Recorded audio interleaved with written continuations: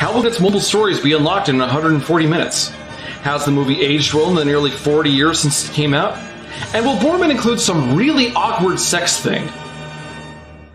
Not very, sort of, and yes. Yeah, that's, well, we had the awkward sex thing last week. Now, we just have to figure out the, see if there's any more awkward sex things to come. Anyway, allow me to bring in Codex. No, actually, wrong thing. Wrong intro. This one. No, God! No, God, please, no! No! No! No!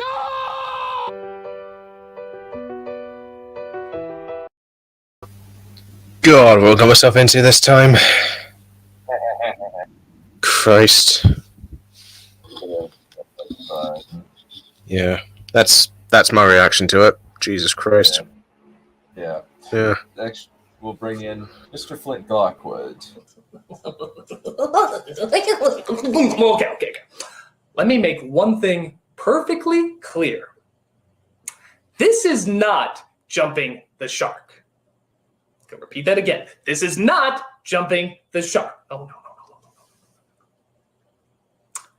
This is jumping the shark, coming back, shooting it in the balls, raping it, eating its flesh, consuming its soul, mounting its head on the wall, and then doing the same thing to 12 more fucking... Thank you. It's a great intro. We probably would do that, probably. We probably would. Don't count me out. Yeah. Next one we have is Raptor. I beg your pardon? Hello. I love how long mine was in Raptor, so short. Yeah. Yeah. Yeah, that was the compromise. Yep. And now, since we're a tad short on time, I feel like this is appropriate for Mr. Valerian. If this was a person, I would strangle it, burn the body, and proudly declare to the world that I had done it, and no jury would convict me. Indeed. Yeah. Well, there's another little. I found another little piquant snippet from Mr. Boorman's autobiography, but perhaps I'll save it for when Mr. Ninja is here. Oh, I don't know if Ninja will be able to come. Christ. Since we do have a bit of a full cast right now. We've got 5 people. I think we should be good. Oh. Okay. Well, either way. Yeah. You can just give it right now. I know if you want while I'm getting set up. Okay. Let's see. Here we are. Let's see. Okay. The Lord of the Rings was an expensive project dependent upon innovative special effects. By the time we submitted it to United Artists, the executive who espoused had left the company. No one else there had actually read the book. They were baffled by a script which, for most of them, was their first contact with Middle-earth. I was shattered when they rejected it. Marty Elephant was my agent at the time. We took it to Disney and other places, but no one would do it. Tolkien had sold the film rights reluctantly to set up a trust for his grandchildren. He wrote asking me how I intended to make the film. I explained that it would be a live action, and he was much relieved. He had a dread that it would be an animation film and was comforted by my reply.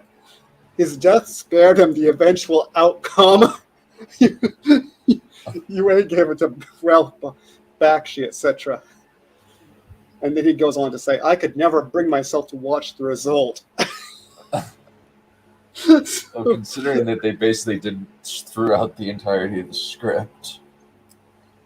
and basically just didn't do it.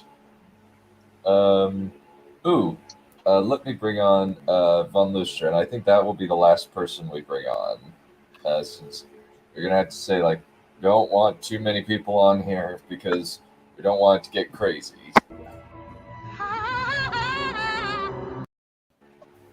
No! Not no to you, Lister chap. No to that. We can't let things get crazy on this John Boorman reading. It'll get crazy. It's just hello. Crazy. Considering I haven't used this one, I haven't used this one in a while. No, you goddamn so... Being creative? Now, if you'll excuse me, I still have some work to do. Daddy, would you like some sausage? Daddy, would you like some sausages? Daddy, would you like some sausage? Sausages, sausages. Why? You really don't know when to stop, do you? I haven't used that in a very long time, I will have you know. You should never that's use it. good again. because you shouldn't Exactly, use yes. it. You Well shouldn't said, use well it. said. What did I just witness? Yes. You don't want to know. You just You don't witnessed want to know. you just witnessed the last loss of innocence. Yes. I thought that was the last time on this reading, but okay. No, there was one more you didn't know, and John robbed you was the last one. Yes, I forgot. You've now molded into a different being now. One who is no longer innocent, but is fully aware of the horrors of reality. Christ. Meanwhile, Dunn's laughing like a maniac. Can we, let's see, is there a way of enlarging that script at all? Yeah, it should be. Yes, there is. Please, thank you. Enhance. Yes. That's better. Yeah, we need to be able to read it. Maybe I'll read early on because I'm going to go for lunch. I'll be able to be characters while I'm eating lunch, but not narrate. Okay. I'll just read the narrations for a Oh while. shit! You guys passed the death of Gandalf already, and I missed it. We also passed the sex, the coupling of Galadriel and Frodo. Okay. Yeah. I can read. I can narrate for a little bit at the beginning. Okay. How about you do 82 and 83 narration? Sound good? Okay. Are we at the beginning of the intermission? Yes. The intermission was just one page. Okay. Go down, but not too far. Not too far, I said. Not too far, I said. Thank you. Thank you. Sorry.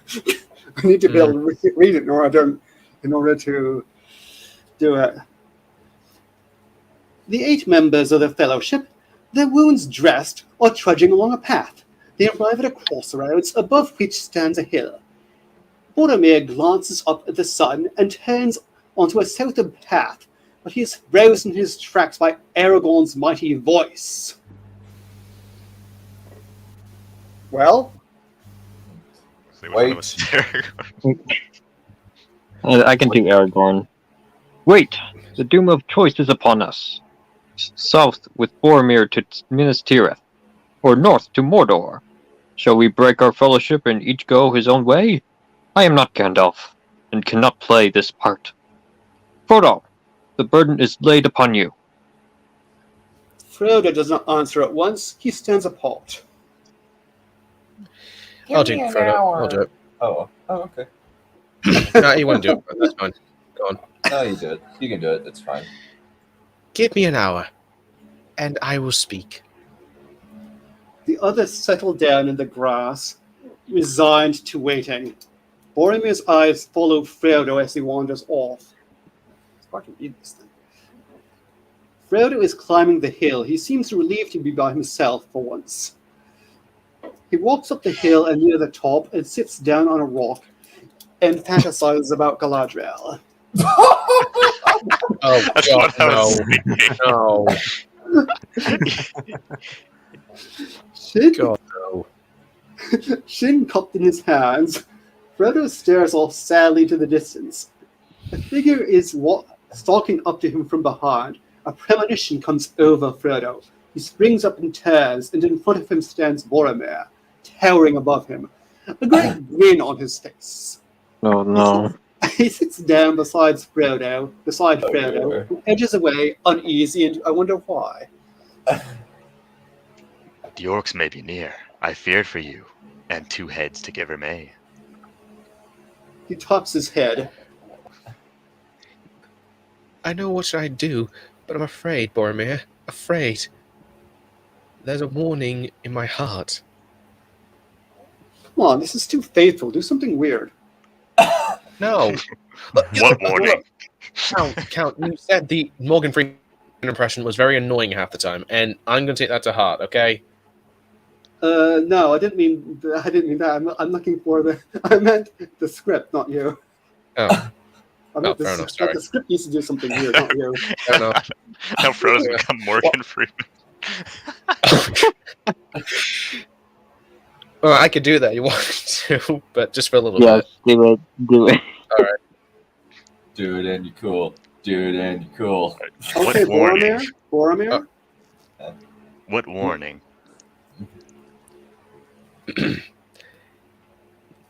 Against delay, against the truth, trust in the strength and the trust of men.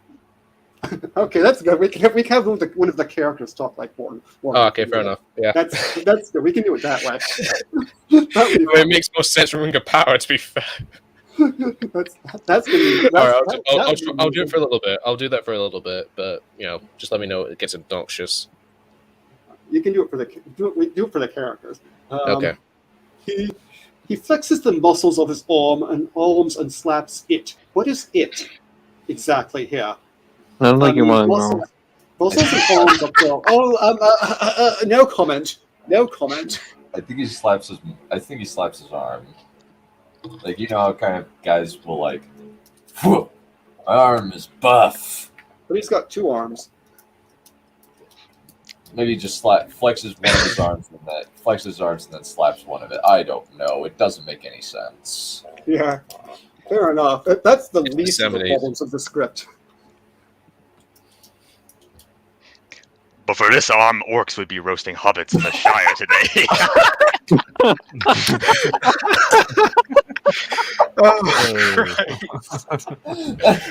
Okay. Talk about a full house, yeah. Yeah, pretty much. I do not doubt the valor of your race, but the world is changing. If the strength fails, what then? There's hope until we do fail. Why that's funny. It says passionately. Oh boy. Okay. No hope while the ring lasts. It actually is funny when he does. You're welcome. The ring. Let me look at this little trinket. Boromir becomes a little trinket, Boorman. Jeez. Fucking trinket, boy. Boromir becomes increasingly intense. His voice trembles as he struggles to contain his fierce emotion. Oh my. The ring No of comment. power. Oh, The thing. It is a gift, I say. Only the fearless, the ruthless. They alone will gain victory. Boromir, to give vent to his intensity, leaps to his feet. Frodo jumps up and moves away. Frodo holds up his hand as if expecting Frodo to give him the ring. He becomes strangely quiet, moving slowly towards Frodo, stalking him. No! No! No, Mr. Boromir, no. Where's Ninja? God, no. Please don't. No. Where's Ninja? We need him for this. Jesus Christ. That I know, right? I know. This is nothing. Frodo retreats, fearful now, and as he does so, gropes inside his tunic for the ring. Boromir leaps forward to grab Frodo. Frodo slips the ring off his finger, I beg your pardon, and vanishes, clutching for the invisible Frodo. Boromir stumbles and falls. For a moment, he is motionless. Then he rises, crying out. What have I done? Frodo! Frodo! A madness took me. Come back. Bellowing At least we're accurate. bellowing and let me do a little more. Yeah.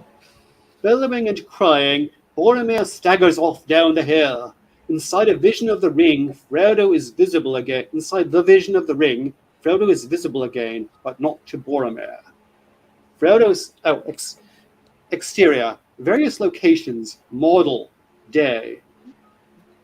Same. Frodo sees, with the power of the ring, far-off lands drawing closer and rising up in front of him.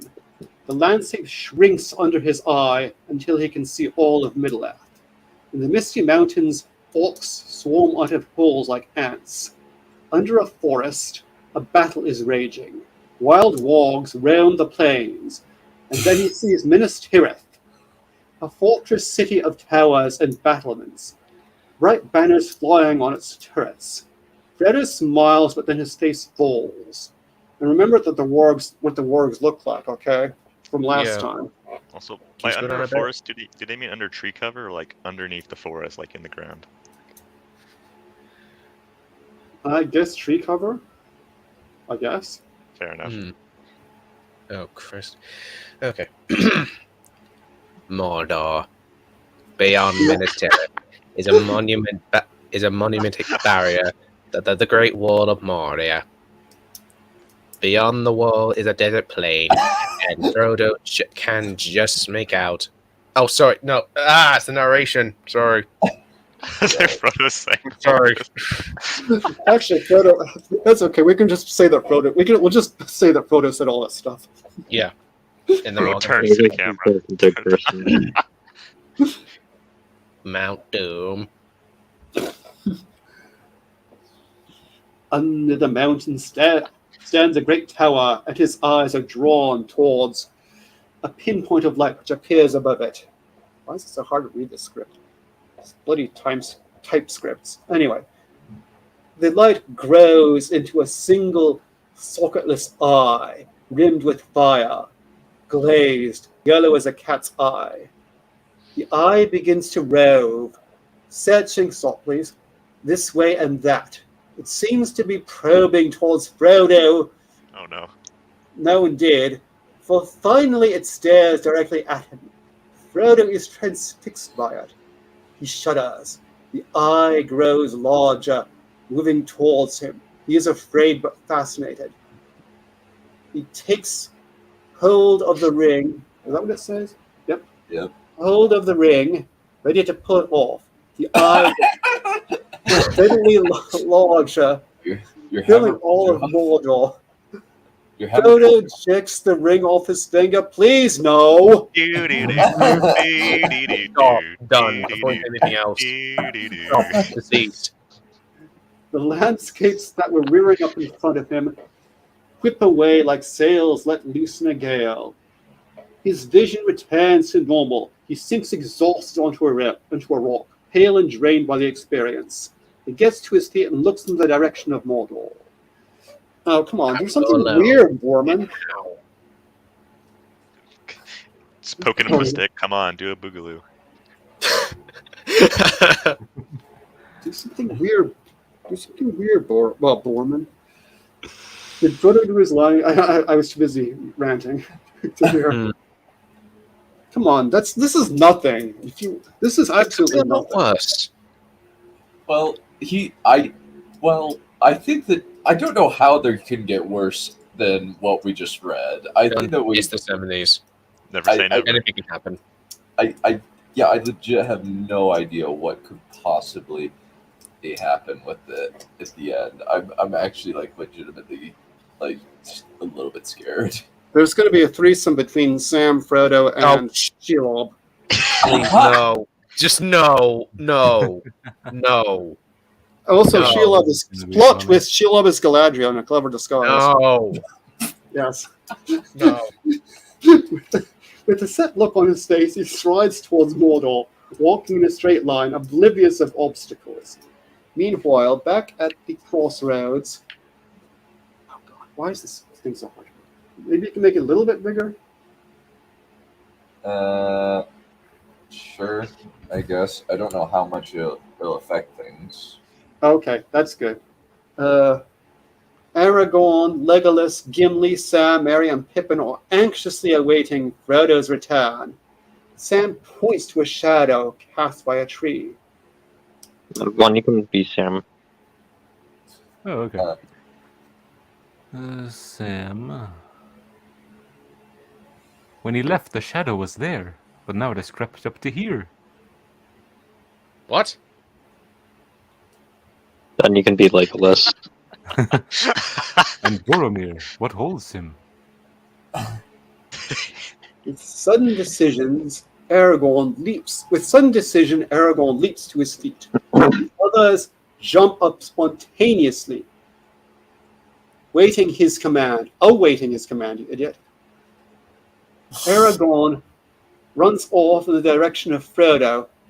In the direction Frodo took, the others follow. With me! The company, strung out in a line, runs up the hill. They almost collide with Boromir, who is staggering towards them, crying with remorse, unable to talk, choking on his words. The ring. Frodo. He points up the hill. Aragorn, Legolas, and Gimli and Sam understand and rush on. Merry and Pippin, who are lagging behind, reach Boromir and are moved by the sight of the great warrior in tears. Merry takes his hand and caresses him. What? Pippin turns to see Aragorn, Legolas, Gimli, and Sam disappearing over the crest. He looks back and is grasped by terror. He stumbles backwards, struck dumb with fear, and crashes into Boromir to the tune of a laugh track. Merry Pull a laugh track into this?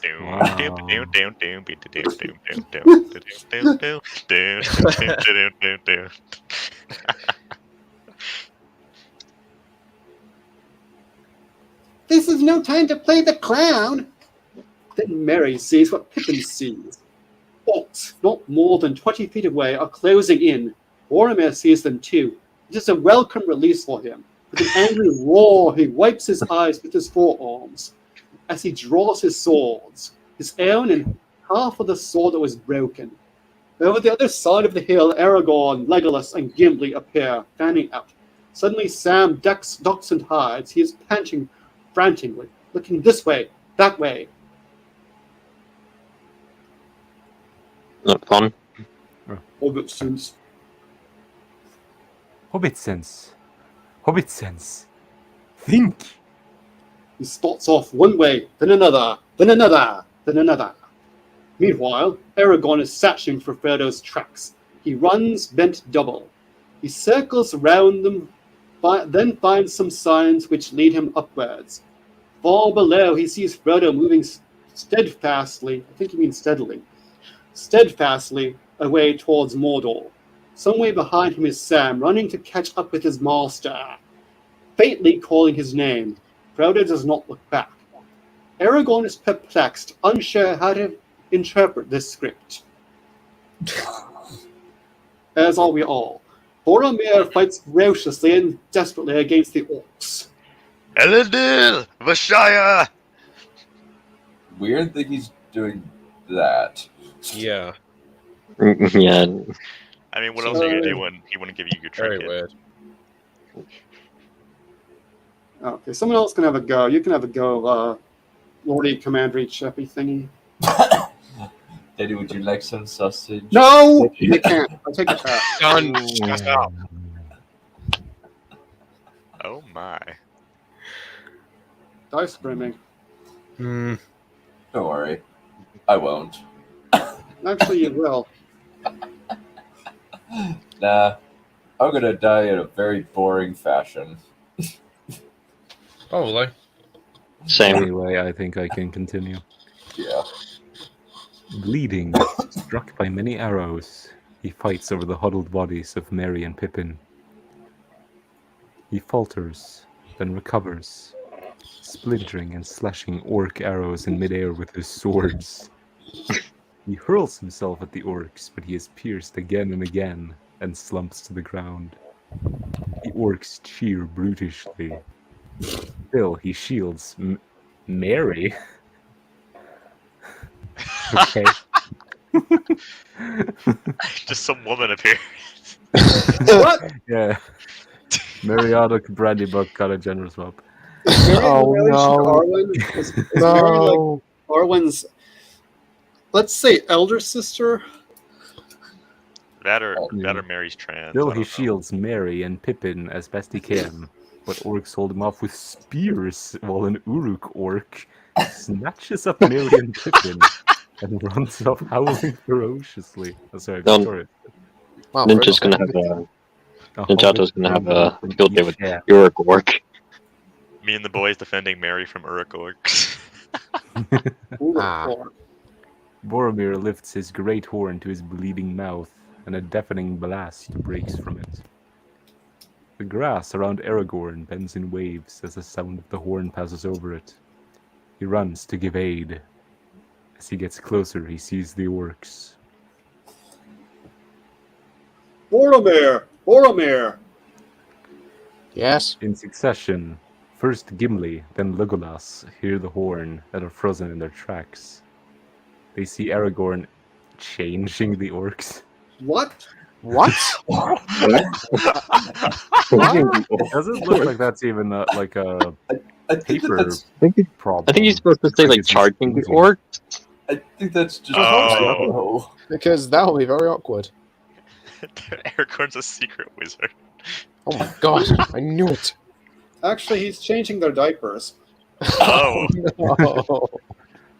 No. No, I didn't know they're fighting a bunch of infant orcs. My bad. The orcs are actually Galadriel's children by various suitors. No. Yeah, judging by All this, dragging out probably. of the ground like Damn evil it. potatoes. Frodo has a bunch of stepchildren then. Look, imagine like Gandalf just coming out from the ground saying, "A wild orc has appeared."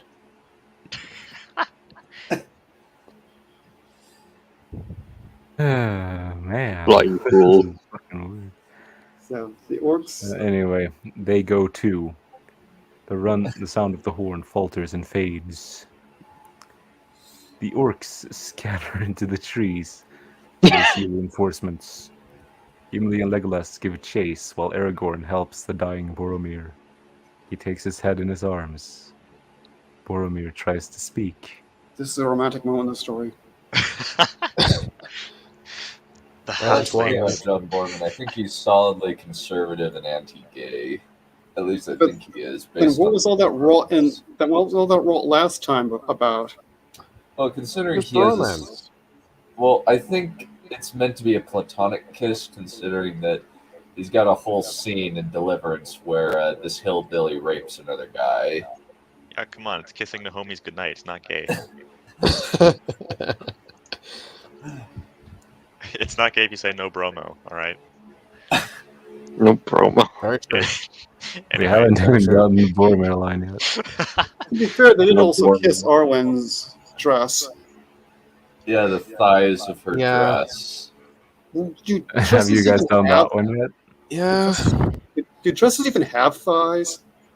I mean, sort of. Top 10 questions science still can't answer. Not to be crude. Maybe. Uh, We have no idea. anyway, the halflings. The orcs have taken them. He gasps, chokes with emotion, and his eyes begin to glaze over. With a struggle, he revives. Aragorn, my blood brother, take the sword that was broken. Go to Minas Tirith in my place. What can I Be do at with peace. this? Oh, I can do too, Aragorn. But be at peace. Minas Tirith shall not fall. Exit out.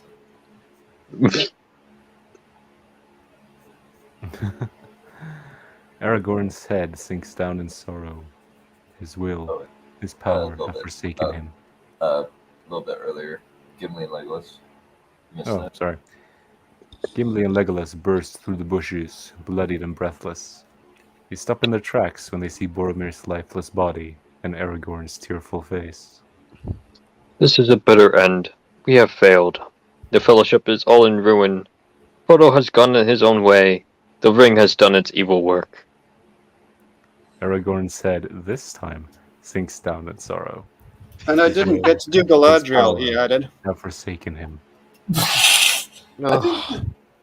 I think that Aragorn was fine not doing Galadriel. It was Boromir who was obsessed with her and actually did the deed of trying to kiss her. I think they were all more or less obsessed. I guess Aragorn was maybe slightly less so than Boromir. And I think Mary might have had it the worst, actually. No comment. Yeah. Yeah, tasting her bathwater. No! Gamer elf bathwater. Oh. Yee-hee-hoo. Who's next to narrate? I can do it.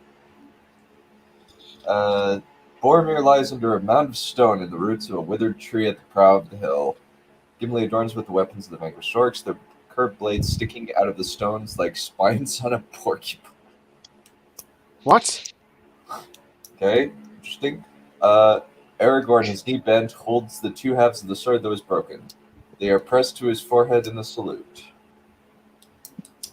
May this withered tree blossom with the flesh of Boromir, son of Denethor, the steward of Minas Tirith. Aragorn, you better not be feeding me to the trees again.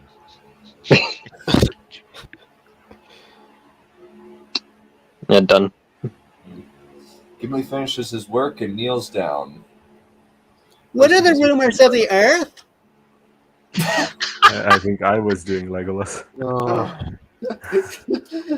Yeah, it gets confusing. So maybe I What do are Gimli. what are the rumors of the earth?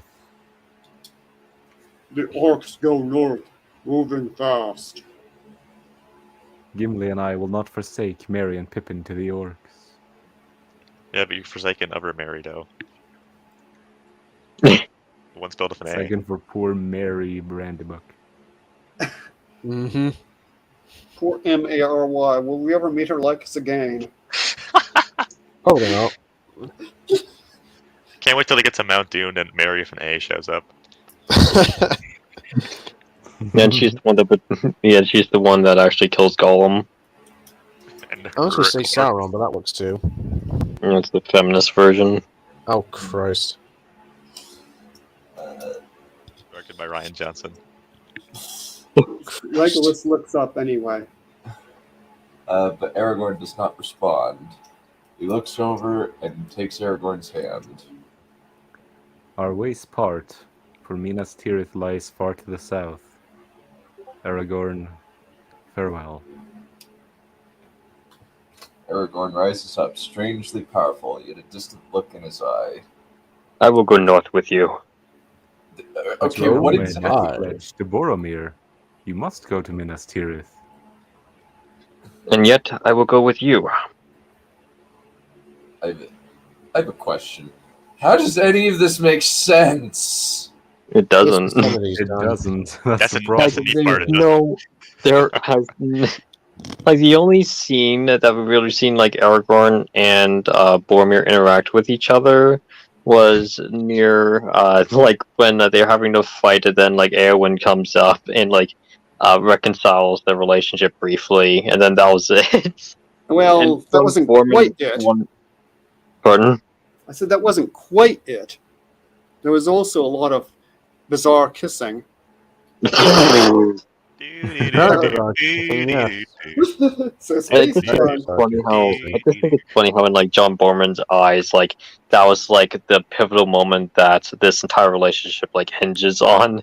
Like he doesn't need to go into any further development between these two characters. He can just go on with throughout the rest of the script and just utilize this as almost like some kind of payoff that didn't have a proper setup. yeah. So Space John comments, LOL, Boromir is cringe to Galadriel. It was Frodo who received her body. Sorry. Ooh, we have somebody in the back. I'm pissed.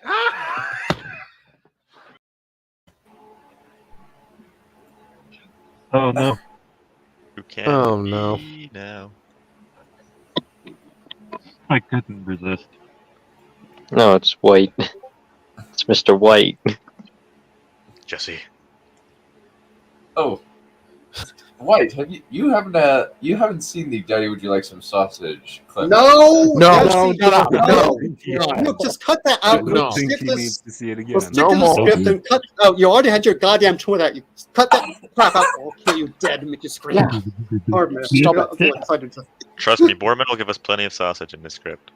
I got a little excited just now. But anyway, No more one sausage, was please. too much. We're not doing it. We're not doing that anymore. We're doing this. You can do a whole Yes, stream where you do please. nothing but repeat that same thing again and again and again for 5 hours nonstop. Please, can you tell me what you kept saying for 5 hours straight? I haven't heard it. No, we already did that. You can listen to it all over again. No. Says no, refuses to elaborate. Yeah, like how Galadriel and Frodo had sex. Okay, no, okay, we're gonna move on. Moving on immediately, right? You forgot the part where they all stripped naked twice. Oh no. Okay, Well- all right. Too much information. Yes. They were mostly That's naked. They problem. weren't entirely. Yeah, they weren't entirely naked. They were mostly naked in Lothlorien. Still. Alrighty then. It doesn't say what precisely they were wearing either, so no comment. Well, we do know Or that wearing anything. Galadriel was basically sparsely clad. That's That a we fact. know. Yeah. She Yeah. wants she hangs out in a bikini or maybe just in a swimming trunks or something. She all the time, like a model, and she kind of sachets around the Lothlorien going, hey tiger, tiger. No, please, no, I don't need that. Yeah, I thought it was a little odd when Galadriel showed up in a G-string. That was a bit bizarre. I wonder who Treebeards will seduce. Oh no! Oh no! God help us. No. Maybe that's where we get Mary and This Pippin stuff thing. Well, In this you version, see, they don't lose Treebeard can tree get wives. arrested for seducing a young tree. Oh my goodness!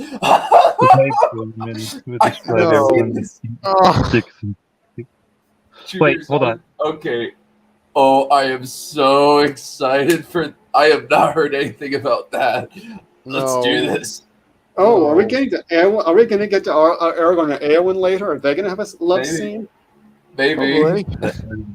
How old is Eowyn? No. I It went like I'm not familiar with the clip he's referencing. Daddy, would you like some sausage? Daddy, would No. you like some sausages? No. Daddy, would you like some No, sausage? stop it. Stop that, please. Just Kill cut yourself in the fire. that out if you don't want to be tortured slowly.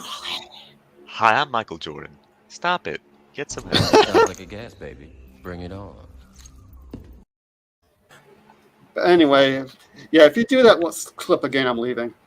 As am I. You only tempt him. yeah, that clip is like the Thanos snap.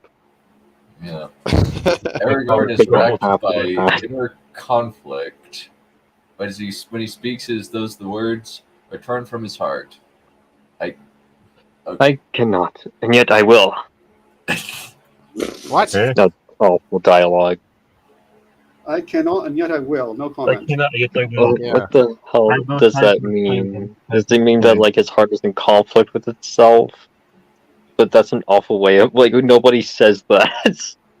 Oh Jesus! It's like I'm watching a particular series on the particular movies that I've been watching recently, No. over and over and over again. How did Sam catch up with Frodo? He's now like next to him. They kind of skipped over the whole bit where they're in the boats and all that, apparently. Yeah.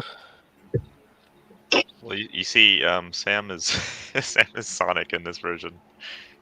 He ran fast. Should I go faster? Sam is I basically Gendry. He opened up the console and just teleported to Frodo. I've rolled away. Yep. Sam is Gendry. Works. Sam and Frodo struggle across a brutal, unrelenting country, constantly forced to change direction in order to find a path. They come to the edge of a cliff, and below extends a vast misty marshland. Beyond the bog is the Great Wall of Mordor, a formidable barrier partially from a natural range of rocks and cliffs, the gaps bridged by walls and fortresses. The pall hangs over the land behind the wall, and through its pall, the towering outline of Mount Doom can just be made out. Am I the only one who finds that wording through its pole very strange? Yeah. That's very strange.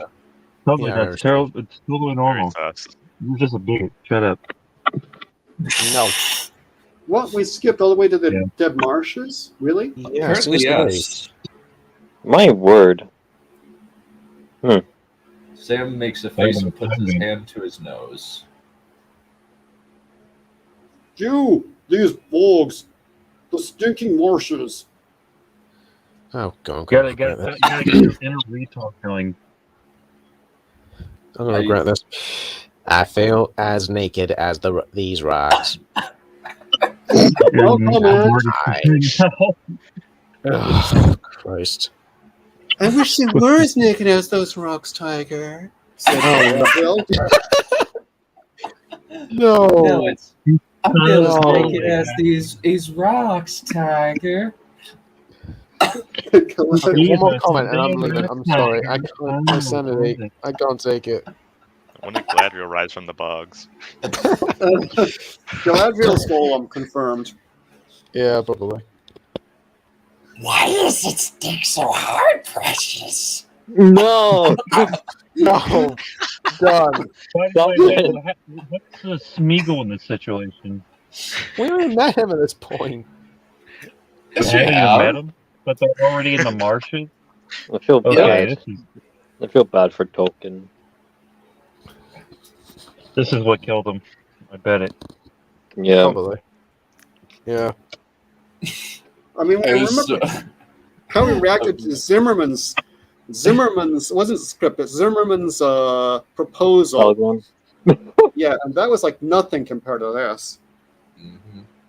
Probably just use fast travel. Yeah. They're not fast travel. Enemies are nearby. Sam surveys the gloomy scene, and when he looks back, Frodo is slowly descending, looking for footholds in the face. Sam joins him.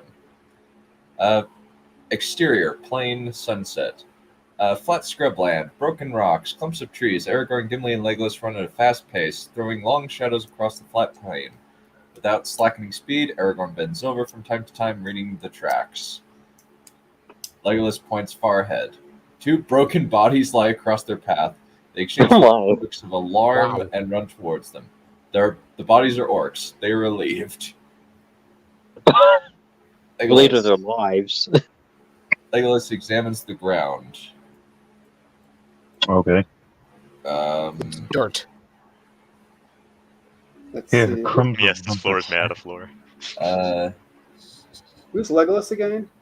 I think Vaughn was. Scroll down a bit. Yeah. No, scroll up a bit. There. White can be Legolas. Yeah, they're alive, the orcs. Here, crumbs of. Sorry, wrong voice. Here, crumbs of Lembas. He holds up his. Yeah. Holds out You his gotta hand. sound like a real clear when you say it. Probably, yeah. Well, considering Legolas does a bird-like dance in order to impress Galadriel while singing seductively, it doesn't mean that isn't an inaccurate assessment. You sound like a fucking duck. Probably.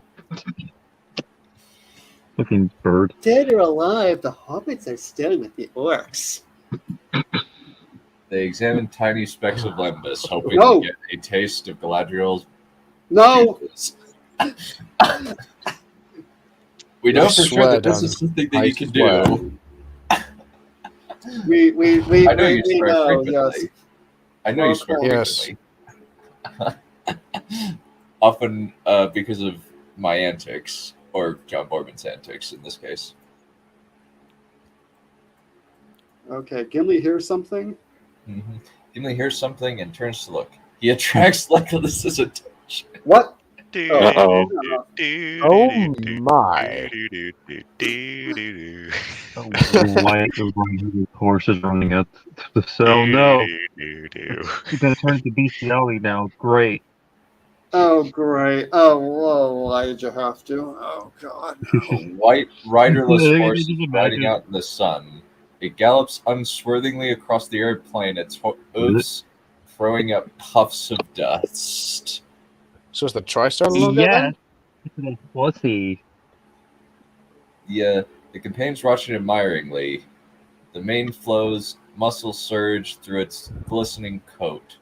Gaia comes closer, and Aragorn makes a move to catch it, getting in its path, but the horse curves away as it pleases, and Aragorn is left grasping air. It recedes into the distance. Oh well, we could have used him, yet he has some deep purpose of his own. Ew. That's just nasty. Which of us is Gimli? Am I Gimli? Yeah. Or White could be Gimli, just disperse out the readers. Yeah. Yeah. Oh, you want me to read it? Okay. Yeah. Yeah. Yep. Such beauty could not serve evil. Oh no. Gimli, why? The gay is spreading. It comes on the wings of song out of the forgotten days. Gimli. Huh?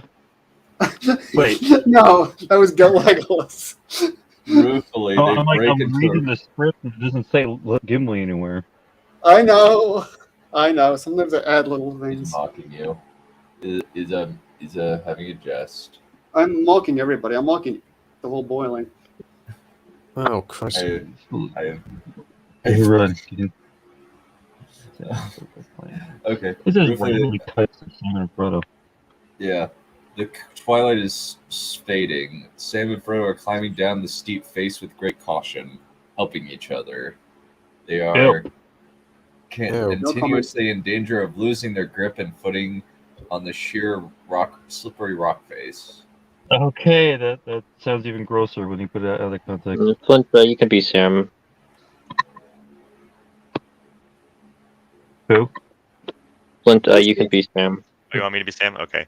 Yep. How long will it take us, Master Frodo, to finish this job? No. if you get what I'm saying. He's Australian.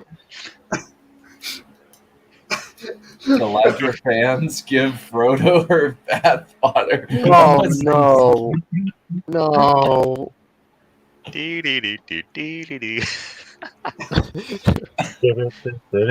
Anyway. A lot of saxophone music going on. Yeah. Frodo becomes a bit pompous. He has not quite got the knack yet of how to play the hero. Really? That's interesting. This job. This is a great quest. And what hope is there that we shall ever finish it? And if we do, we will live to tell the tale. Sorry, I was just worrying about other things, Master, to keep my head from going dizzy.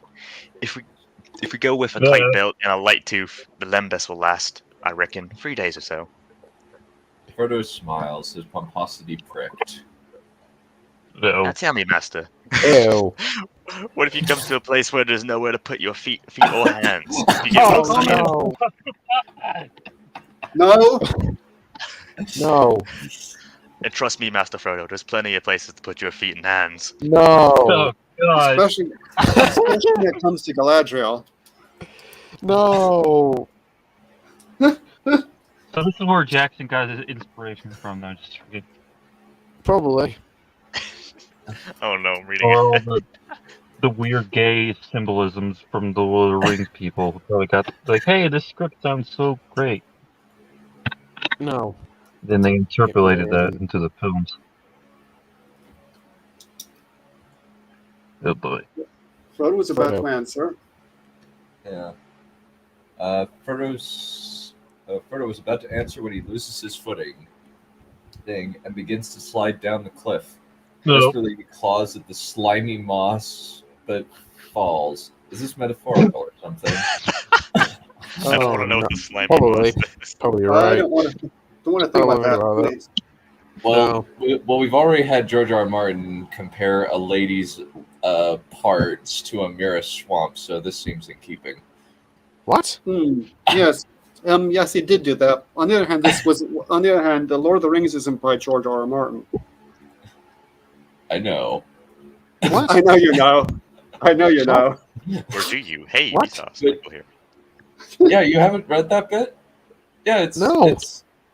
It's yeah. He says at one point, like he describes the lady's parts as a mere swamp. It's really strange. It's the scene is really creepy. Yeah. Yeah. The scene is really gross. Yeah. Yeah. I've always been a bit soft. I mean, Cersei basically, she has this lady with her who she's basically kind of forcing herself on, so it's kind of disgusting, actually. Which is Yeah. interesting Oh, I because thought you she's meant that. fingering her, and it's like seems like the lady's sort of enjoying it, but not at the same time. It's odd. Fuck, why is there just a random pigeon outside? What in the Schrodinger's middle of enjoyment. ass room? The fuck? Is this what Sigmund Freud was talking about? I You guess. mean Freudian? Anyway, What? Master, Oh. don't fall.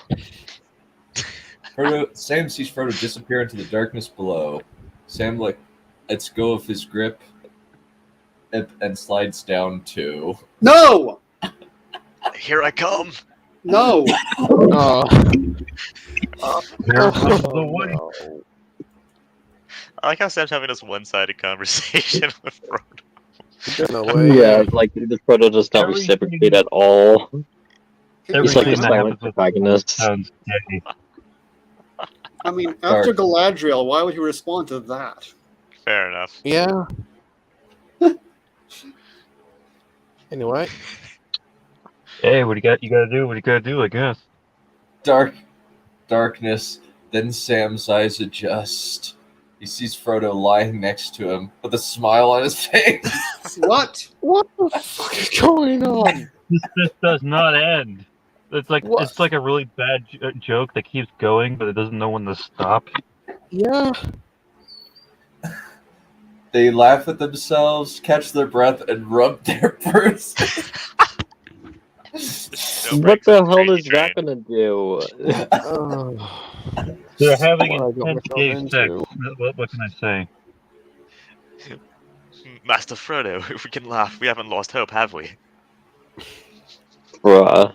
They find they are at the bottom of the cliff between great mossy boulders that probably look like scrotums.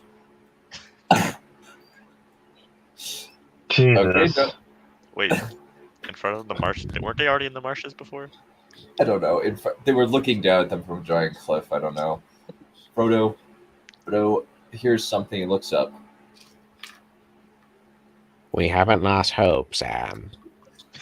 But we haven't lost Gollum. A dark figure with its limbs splayed is climbing headfirst down the slimy face of the precipice, now lit by moonlight.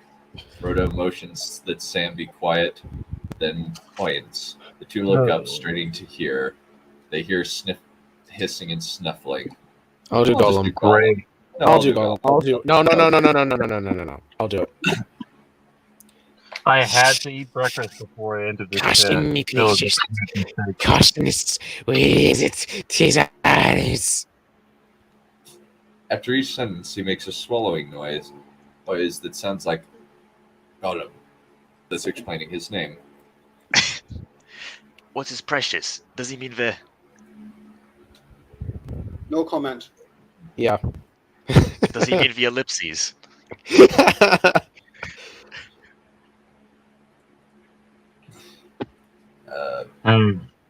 Sam points to the ring on Frodo's chest. Gollum is just above them now. He sniffs and hisses. Plot twist: Yes, the precious is actually the Galadriel. feed is of my precious Gollum. Plot twist: the precious is actually Galadriel. He was the ultimate simp. I can take the narration from here. Master Frodo, no, you can't donate the ring to the e-girls. Anyhow, Gollum's face catches the moonlight. He slips and falls to the ground with a shrill shriek. He lands a few feet away from Frodo and Sam, who jerk back into the dark shadows among the boulders. Sam is shaken with fear. He grits his teeth determinedly and is soon trembling with rage. Gollum recovers, and hissing and spitting, rises to his feet. In front of Frodo and Sam stands a thin, loathsome creature, about the size of a hobbit, with a large head and scrawny neck. He obliquely turns his head. Turns his head towards the moon, shading his pale, half-lidded eyes with his hand. Moonlight shines through the membranes that joined his long fingers. Nasty shiny light is hitting our eyes. Same. He almost sounded Scots for a moment there. Sam leaps out of the shadows, jumping Gollum. Gollum recovers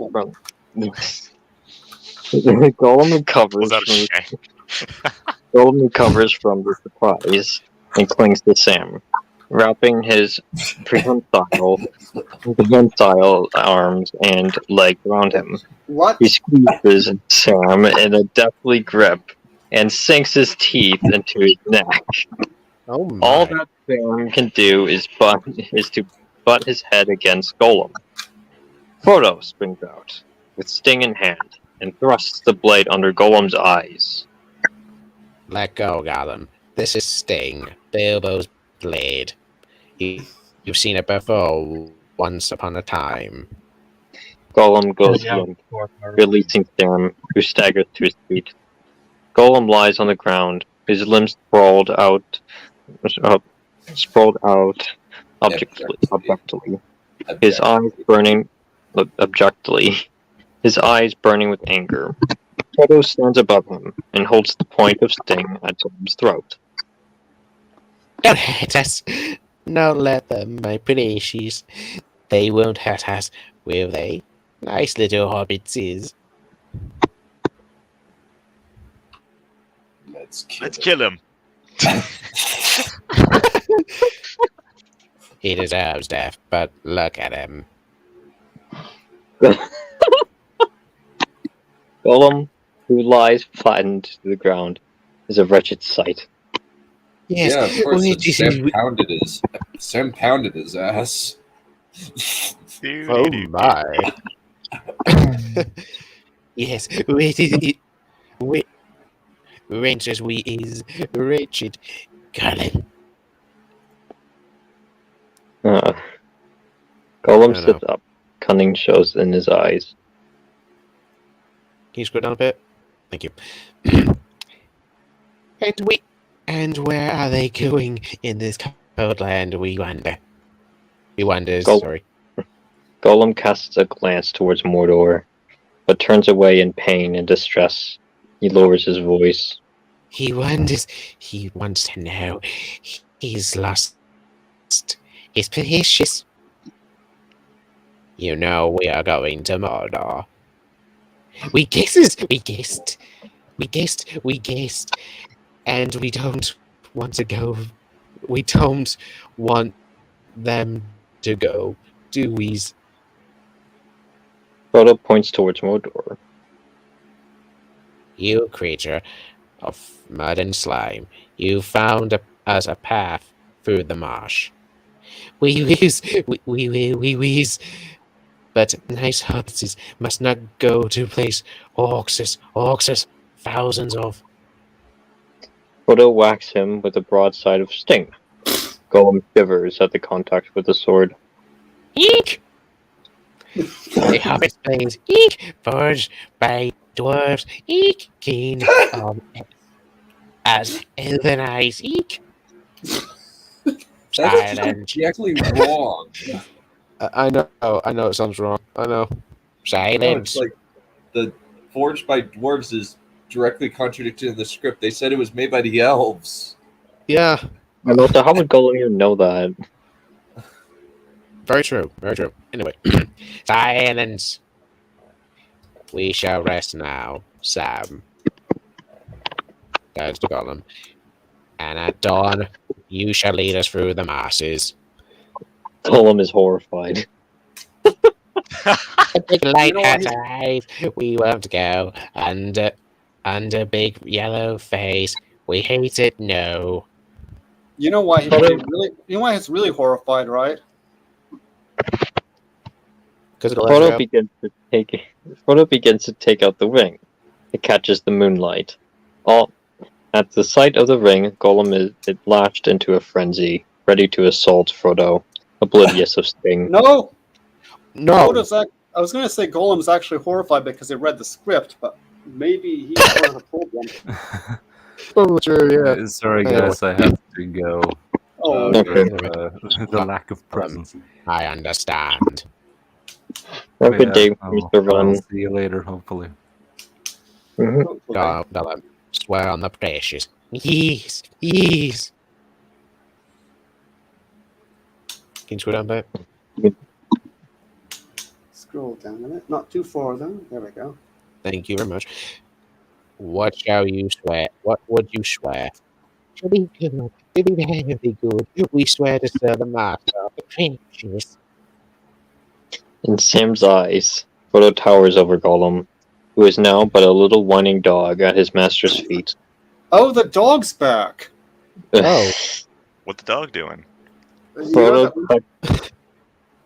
tucks the ring away and gives Gollum a little whack. Gollum rises and starts off. Oh, probably the dog from the Council of Elrond is actually Gollum. Oh yeah. Yeah, in this version, Gollum's a talking dog. The what?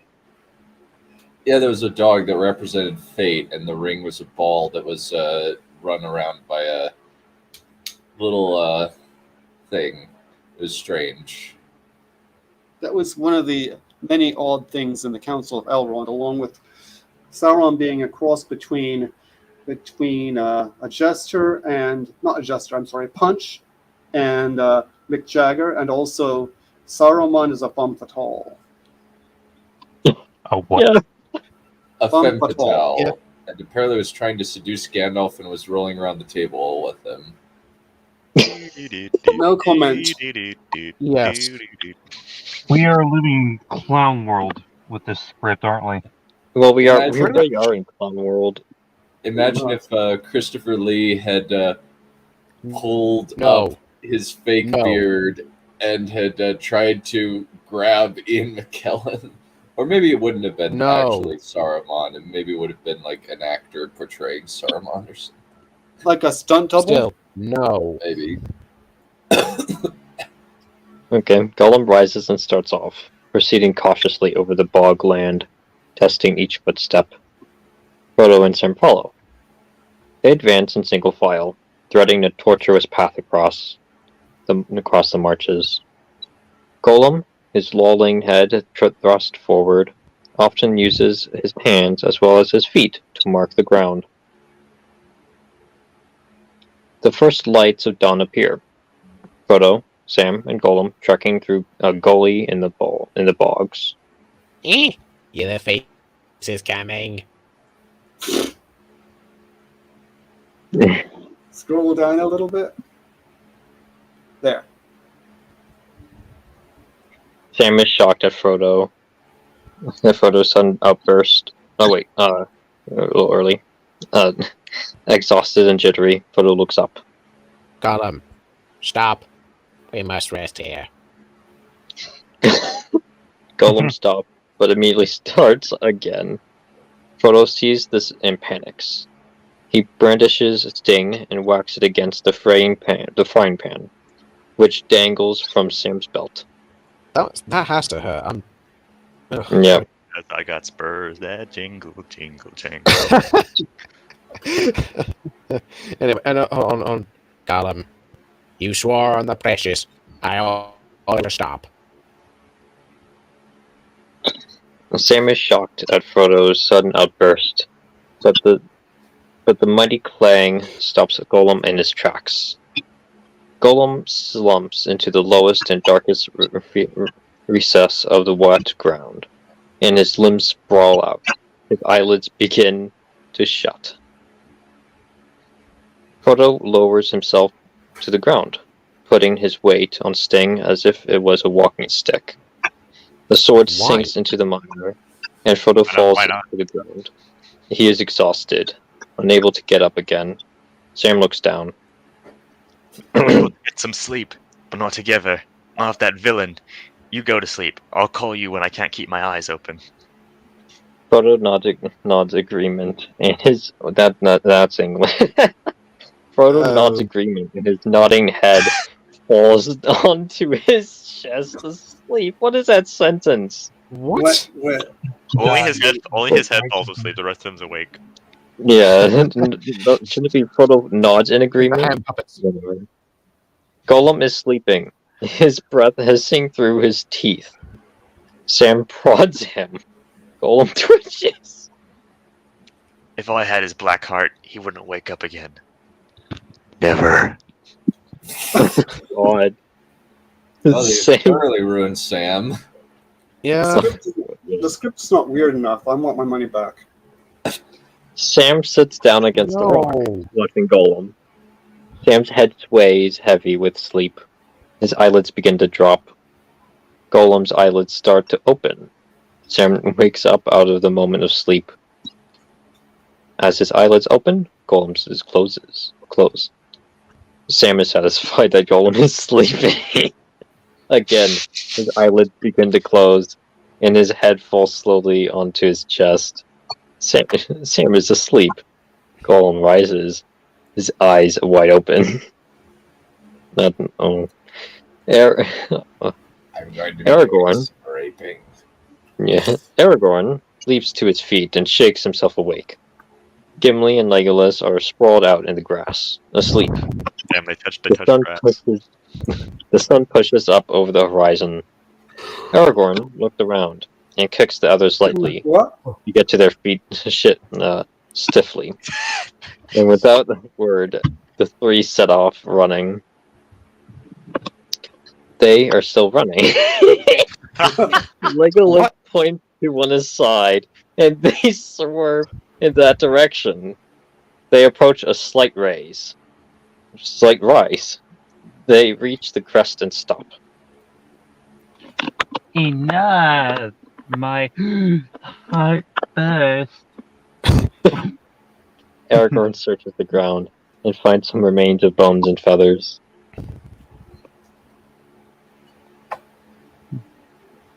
That Paul's chair to eat.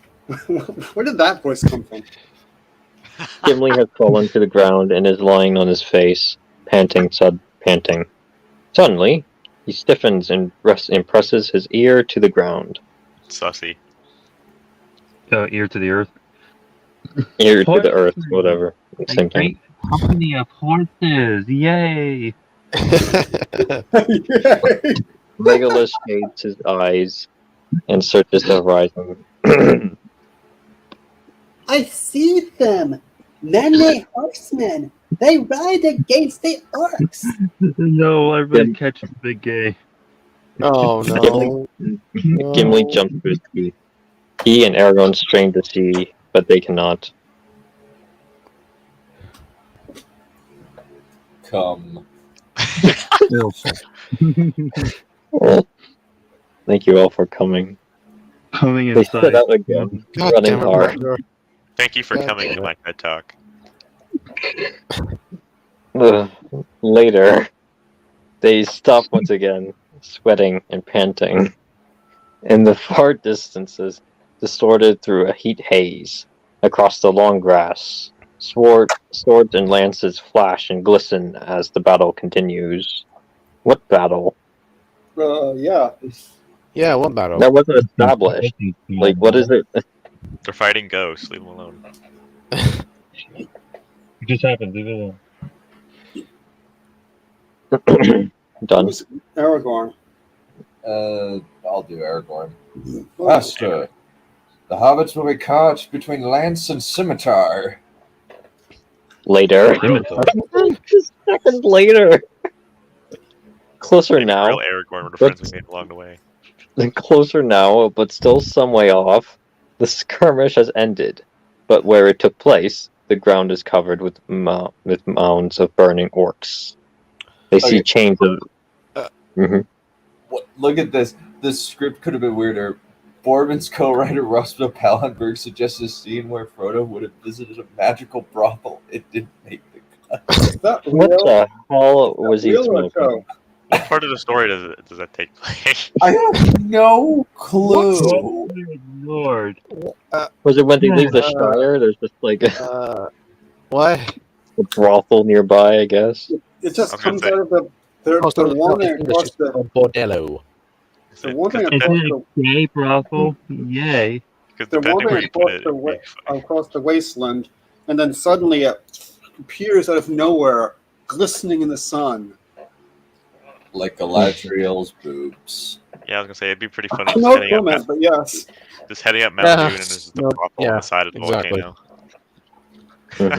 Anyhow, the skirmish has ended, but where it took place, the ground is covered. But where it took place, the ground is covered with mounds of burning orcs.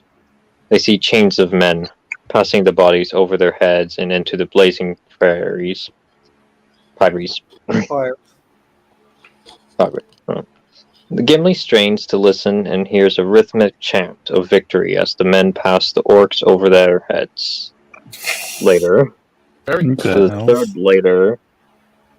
How is this later going to be shown on screen? Are they going to do like fading in and fading out, or what? I don't know. I guess John Boorman was lazy. Just an immediate jump cut. Yeah, at last, the three run on to the site of the skirmish. The grasses are flattened this way and that. A jarring map of the violence of the battle. Here and there stand clumps of unflattened grass. That's the second time. Why was that information needed? Paths radiate outwards, evidence of escapes and pursuits. Smoldering pyrus. Just pyrus. Pyrus. What is that? It's where you burn people on. You light a fire, and you burn someone on, and they like you're dead on it, and it's called a pyre. Also, it's called a pyre when you're burning someone. Actually, I'm not sure if you burn people at the stake, if that's a pyre. Definitely, it's a pyre if you burn your dead, like you're cremating them. Okay, cool. Yeah. Smoldering pyres of charred carcasses fill the air with smoke. Horses gaze. The riders tend their wounded men and horses and bury the dead. The riders are of the race of men, rough-featured, with red faces and flaxen hair. The rednecks. Yes. No, they're actually from Ireland. Gimli and Legolas follow Aragorn, who weaves a way through the clumps of unflattened grass. Why is he referencing the unflattened grass again?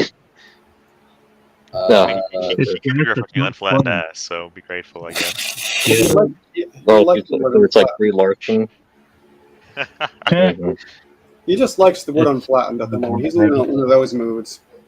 Yeah, he's just in an unflattened mood. Nudged down on paper, unflattened. Fucking piece of shit grass. Yeah. Fucking piece of shit. Know your place, grass. You're... He's like yelling at them and talking with he the wants axe. to demonstrate his dominion over the grass. So he flattens it. Oh, we motherfucker killed my wife. I don't know. Shouts of alarm shouts of alarm sound out, and the horsemen grab their swords and lances. A thicket of angry points quickly surround the strangers. Angry points. What? Oh, Their spears are alive. yeah, I guess. Sound of Little music. personification of the. They got little faces. Can I Like, remind you for a moment that there were angry towers at the beginning of this story?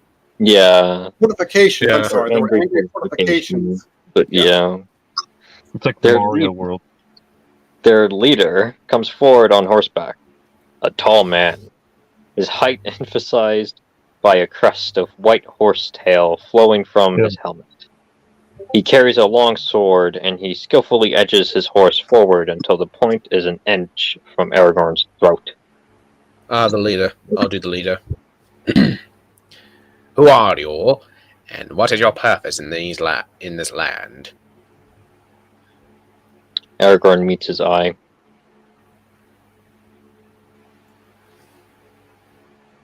I am a hunter Aragorn, of you orcs. fucking loser. Oh, there you go. I am a hunter of orcs. The leader looks despairingly at Gimli and Legolas. Disparagingly. You keep it but close. Disparagingly. Yes, indeed. You keep a comic company, and you know of little of orcs. If you hunt them, it's fashion. What? Legolas and Gimli react by drawing closer to Aragorn.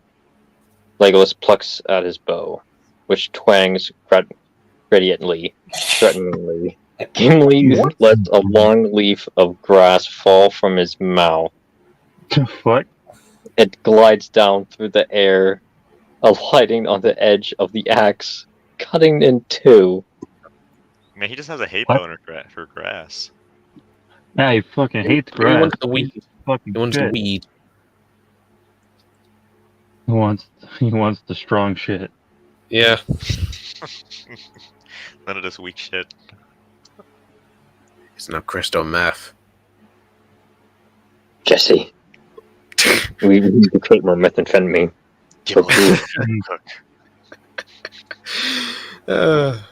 Master Frodo, we need to cook. We need to cook, otherwise Sauron's going to kill us. Shit. If we don't do the Huckle Hindenburg on our asses. No, no. Hurry, we need a root and stem. Oh god. Hindenburger. Welcome to Los Dumos Pormanos. Oh, no wonder. I was You're- muted. No wonder you couldn't hear me. Yeah, sorry. Yeah, No, didn't- I muted myself. Yeah, you just, Um, the orcs took captive two of our friends. In such a need, a man that is no horse will go on foot. Our friends are halflings. The leader roars with laughter, and his men are encouraged to join in. Halflings, the little people of children of song. You're running hard. Your hard running has fevered your mind. What even is this, really? Jesus Christ. No idea. Yeah. it's not the running, it's the drugs. Yeah, Obviously. it's the The drugs weed. and the melatonin. Aragorn throws back his cloak and sweeps out the two halves of the sword that was broken. Oh my, with 3 dashes in a row. Chuck Wendig would be proud. Dash, broken dash, gay. This. Aragorn? I am Aragorn, an heir of Elendil, a son of ancient Gondor. Here is the sword that was broken. Gimli and Legolas also spring to arms, and such is the force and majesty of Aragorn that the riders tip back unnerved. My sword is broken. How did it break? I shredded that Boromir's ass. No comment. Anyway, these are strange times. Dreams and legends spring to life out in the very glass. These are very strange times, yes. Fucking Don't grass. piss the How's wall, that work? Aragorn. Give us so this is news just the of the grass halflings. So You're what was between again? roaring, Aragorn. Give us news of the halflings. Found Halflings. I will hunt you down and kill you.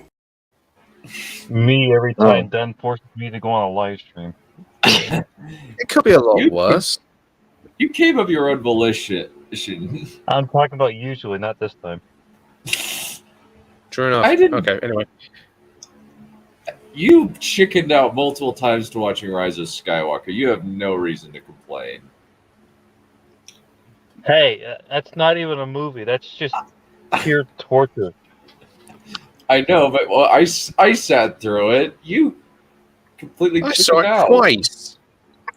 This is so. Unfortunately. This is where we all the public falling out, is it? Of course not. Me and White are best buddies. You're ruining this. You're spoiling the mood. You're spoiling the mood, Bright Lord. Yes. Do I do anything else?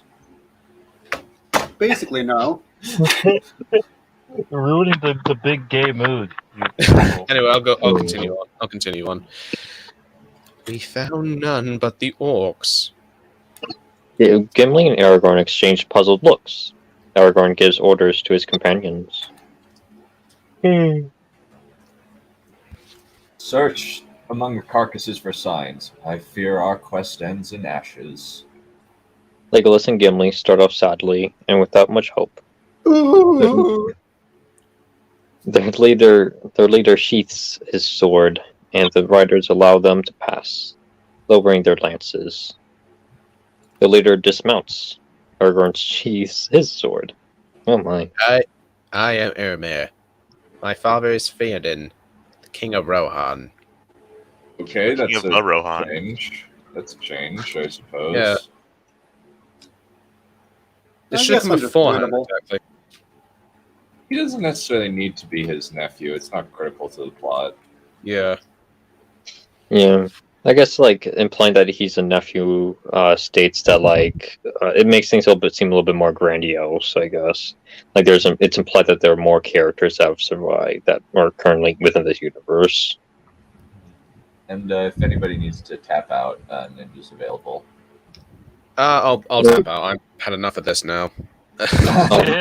Jesus Christ. Enough. Yeah. No, goodbye, Codex. Right, I will see you all later. Goodbye, Alright. Morning Sheen. Bye. Well, what a bitch. That's good. Yeah, we have to endure. Yeah, this script is going to turn us into men. What this script is the thing that separates the men from the boys. Yes. So No, Raptor. The script's gonna turn us into grass. Yeah, that or that. Clearly, you haven't been paying attention. Eomer immediately tenses and rumor has it the King Theoden pays tribute to Sauron. Eomer instantly tenses and grips his sword hilt. Yet you kill orcs. Curious. Eomer flushes. His clear eye avoids Aragorn's.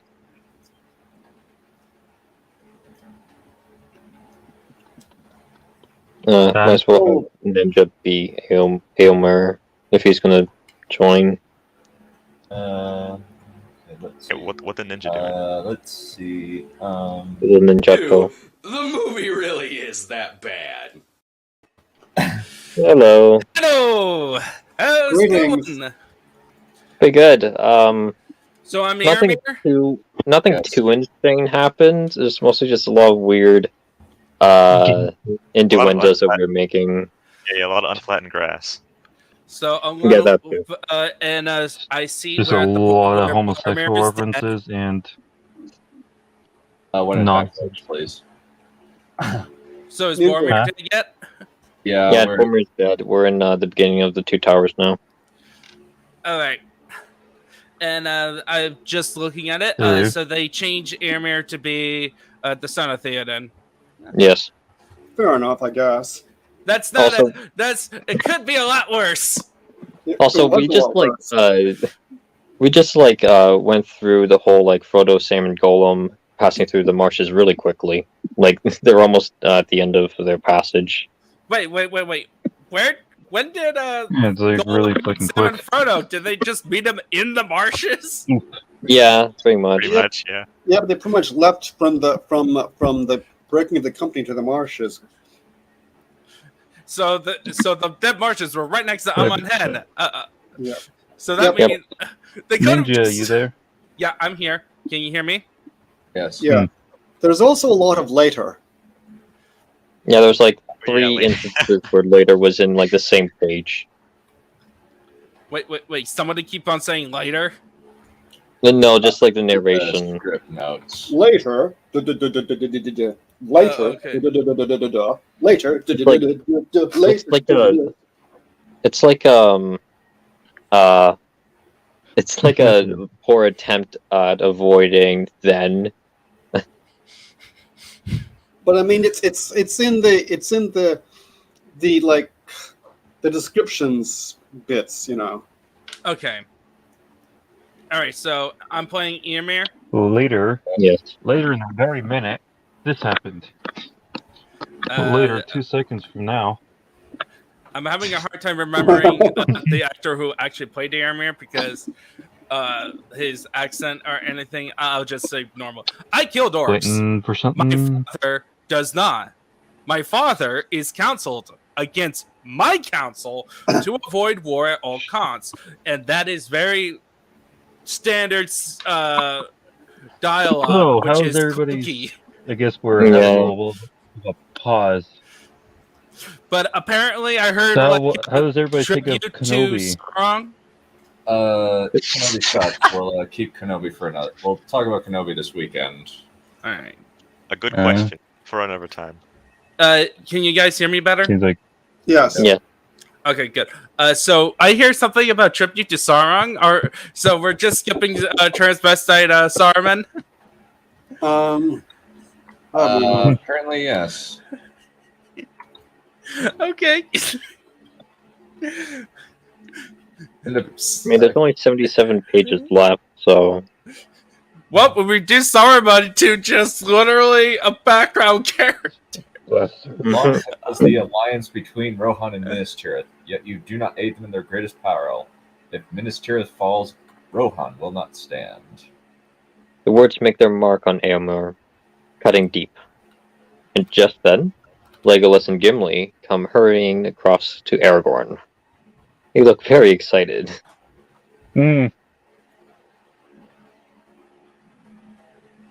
White, you can be Legolas. Okay. These halflings, they manage better without us, it seems. On his outstretched palm is a hobbit pie. In the background, It's a the pipe. horses. Hobbit pie. Yeah, Raptor, you Hobbit misread pie. it. Yeah. Oh, well, hobbit pie. My bad. In the background, the horses of the riders of Rohan begin to stir restlessly. I'm sorry, did someone just say Hobbit Pie? Yes. Yeah, Raptor misread the script. Bother. Yeah, I didn't see the second P. It seemed like it seemed like the kind of thing Boorman would say.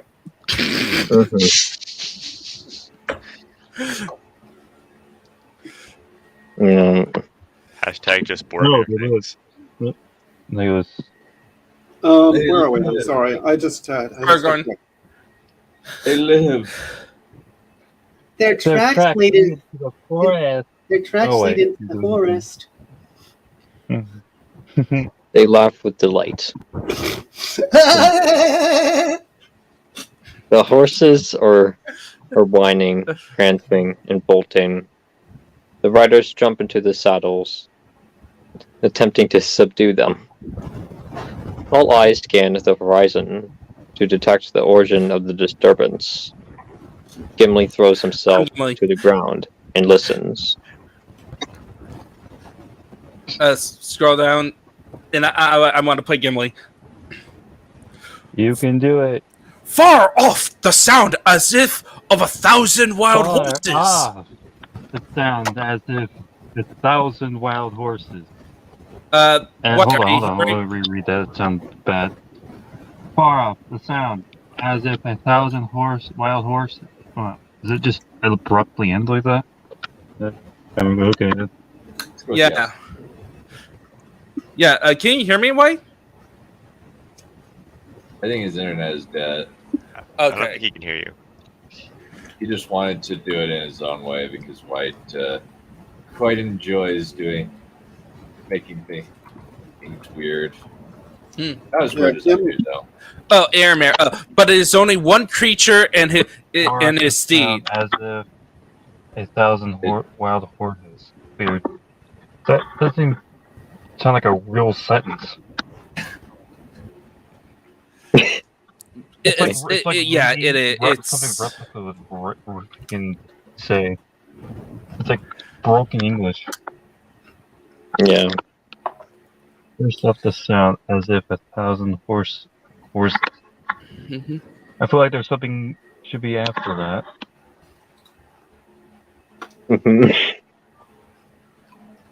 A mounted figure galloping across the horizon, trailing a plume of dust. Legolas stares, then bends away his gaze in disgust.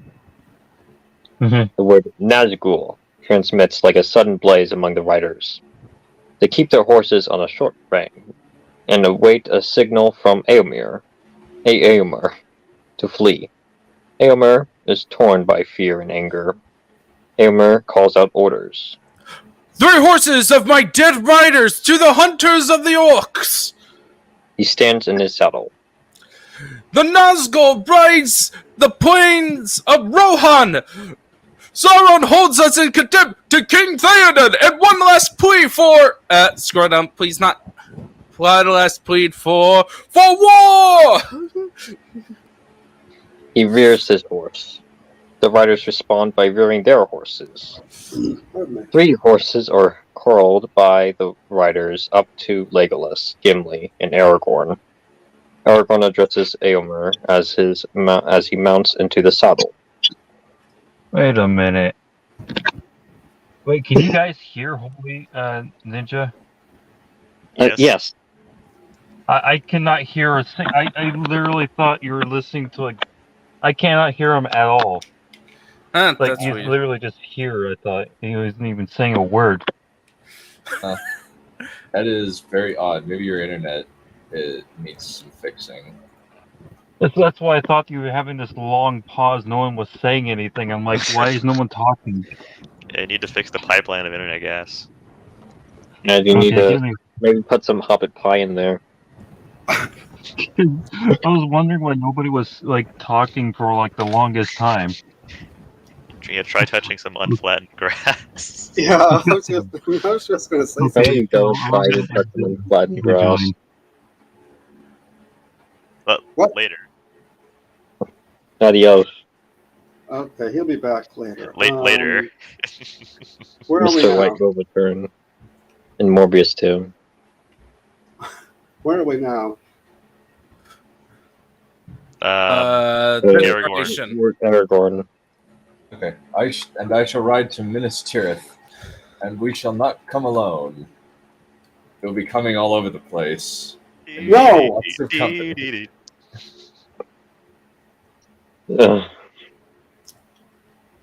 And they ride off. Éomer and his men in one direction, Aragorn, Gimli, and Legolas in the other. The sun is low. The sun's getting real low. Yep. Through the mists and vapors of the marsh shines the dark red globe of the setting sun. Frodo awakes. He shakes Sam, who sits up with a start. They look at each other in alarm. Gollum is not in sight. Sam looks terribly guilty. Also, on the precious. On the precious. we have no idea why we have no idea why Frodo looks guilty, implying within the content of the script, because there was never an instance where Frodo said that oh, he looks vulnerable, maybe there's still some good in him, like there was in the dark when the two towers. The Twin Towers. Yeah. There was controversy about it for a while because of what happened in 9/11. Yes, it was kind of stupid. Yes. I forgot which word am I not supposed to say? Is it twin or two? Like. Yeah, And then I actually said the word I wasn't supposed to say, which happens sometimes. because no one ever called them the towers at World Trade Center, the two towers.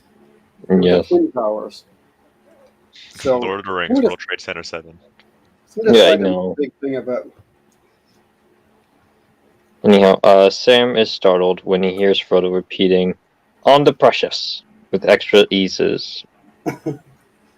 Frodo furtively checks the ring beneath his tunic, hissing sounds of Gollum approaching. Sam nudges Frodo. Gollum, he's here. Frodo looks up without too much surprise.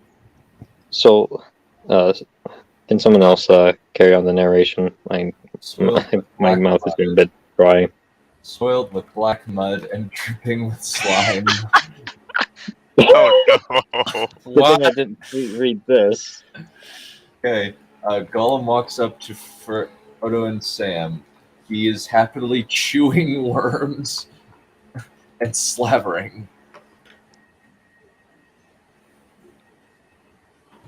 Oh yeah, Codex left too. Who can do a good Gollum voice? I can't. Ninja, do you want to? No. Are we I'll do it. rested?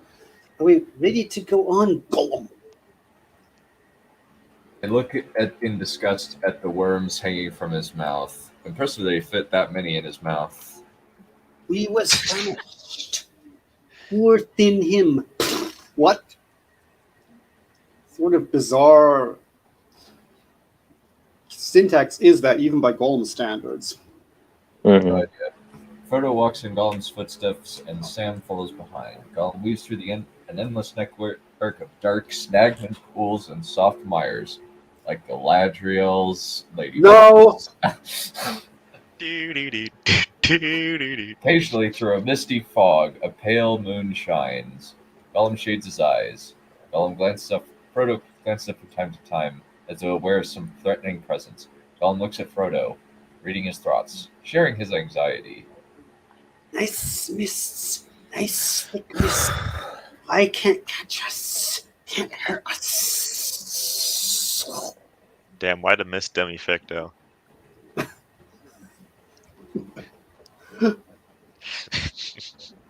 Frodo feels. Oh no, Dun's dead. No. Oh, there he is. Frodo seemed slightly relieved. Out of necessity, Sam and Frodo have taken to imitating Gollum's half-walk, half-crawl.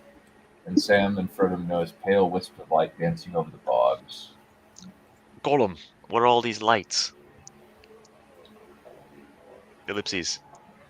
Frodo stares entranced. The lights are everywhere, hundreds of flickering flames. The tricksy lights. Candles of the dead. Yes. Yes. Oh, hi, Mr. White. Welcome back, Dead Shop.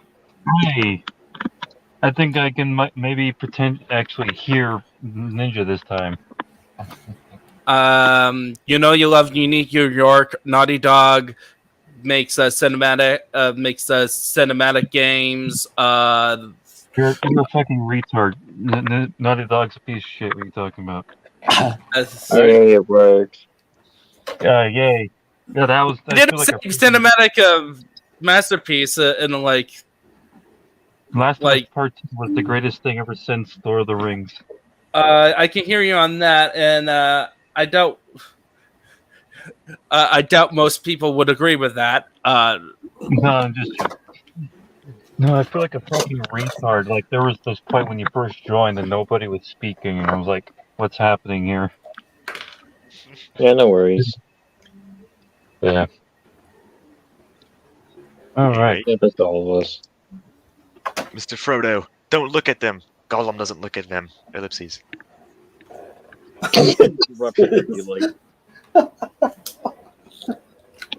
Sam trips and falls. The ground gurgles and flickers with light.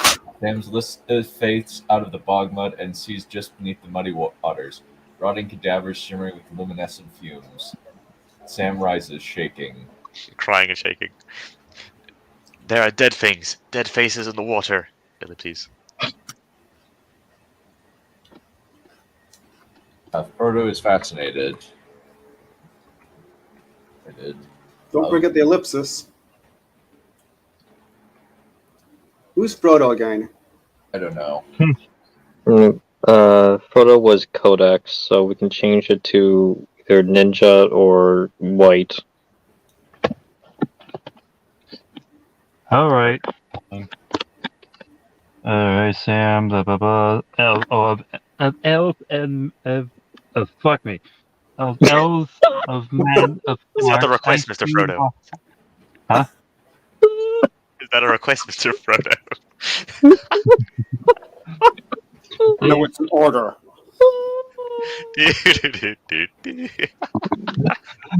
Frodo has turned gay, alright? This is how it is, alright? He's no longer Morgan Freeman. I see no habits, Sam. Do not fear. All that you see is dead and gone from memory. Yes. Yes. All dead. All rotten. There was a great battle here long ago, yes. When I was young, before Precious came our way. Men and elves fought the orcs.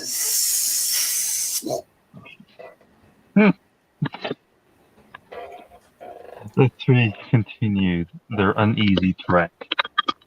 I have heard that the orcs of the old tales, elves and men overcame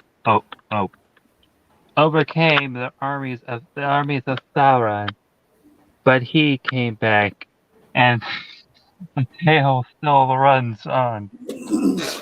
And now, oh boy, as hobbits, think of that, Sam, how we penetrate each other. No! Think about elves and men as they do that. Oh, they're going to think about Galadriel. I'm still lusting after Galadriel. If not happy. I like how Ninja's just silent. I'm sorry. I'm on another conversation about it. Like it's really getting into such semantic stuff. But so what? No, wait. Hey, Gollum, what would you like to be in the story? The hero or the villain? What? Hey, Birdman. Hey, Gollum, what would you like to be in the story? The hero or the villain? That's how you should be saying it. All of a sudden, we gone meta. Scroll down. Please. The meta version, you know? Gollum. Eek. Ellipsis. We had a real name once. What would I like to be? Ellipsis. He was the one who found the precious. Why do you guys sound like Rick now? And the precious was with us once. With us always. Ellipsis. We had a name and we lived by the great river and we burrowed under trees. We loved roots. We was of hobbit kind. Mm-hmm. Of hobbit kind? Simon put up with that laughing. Yeah, I thought it said ram. Like, oh no. Ram? What? Where? I had my glasses off for a second, so I thought it said ram. I'm like, oh no. That's for later, Mr. Frodo. That's for later. Oh no. The ramming's for later when we get done. We can do a threesome. We can do a threesome. Let's do a foursome with Galadriel, my precious. by doing Galadriel too much that I turned into Golem, my precious. Don't forget Mary Finney. Oh, yeah. Oh, my. As people Oh like to say. my. Maybe that's how Smeagol turned into Gollum, because he spent too much time with Galadriel. Yeah, Uh, that's the idea. Well, as Paul the Apostle once said, dudes always be like what no pussy does to a motherfucker, but I've seen what pussy does to a motherfucker, and it's much worse.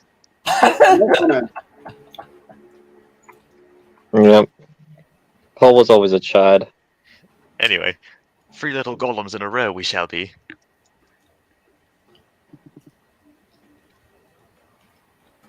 Done. Who's narrating? Do you want to pick it up, Valerian?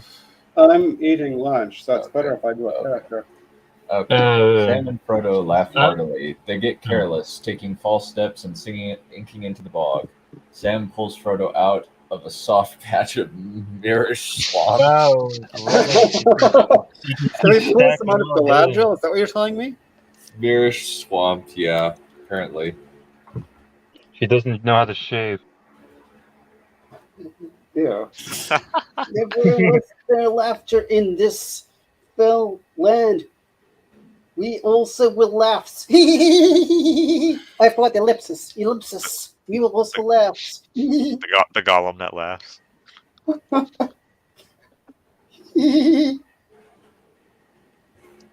Kill me.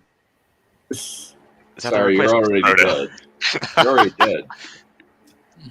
I just need some Galarian steel and it'll be over. Or Sorry, no, I'm cutting off your supply. damn it. You jerk. Sorry. He wants Okay, to meet Maggie. how else can he commit Sabuku? Okay. Sam and Frodo. Sam and Frodo Look at him. That's that one. said, "Never was there laughter in this fell land.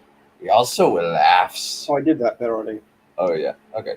Sam and Frodo look at him expectantly. Gollum, after a moment, emits a soft but terrifying giggle. That sounds like more like a horse, anyway. Yeah. Sam and Frodo exchange glances of trepidation. Can we stop for just 1 second? Sam and Frodo, is that a full stop after Frodo or a comma? Because either way, it's very weird from the point of view of punctuation. Comma. It's very weird from the point of view of punctuation. Flint, would you be willing to do the narration for a little bit?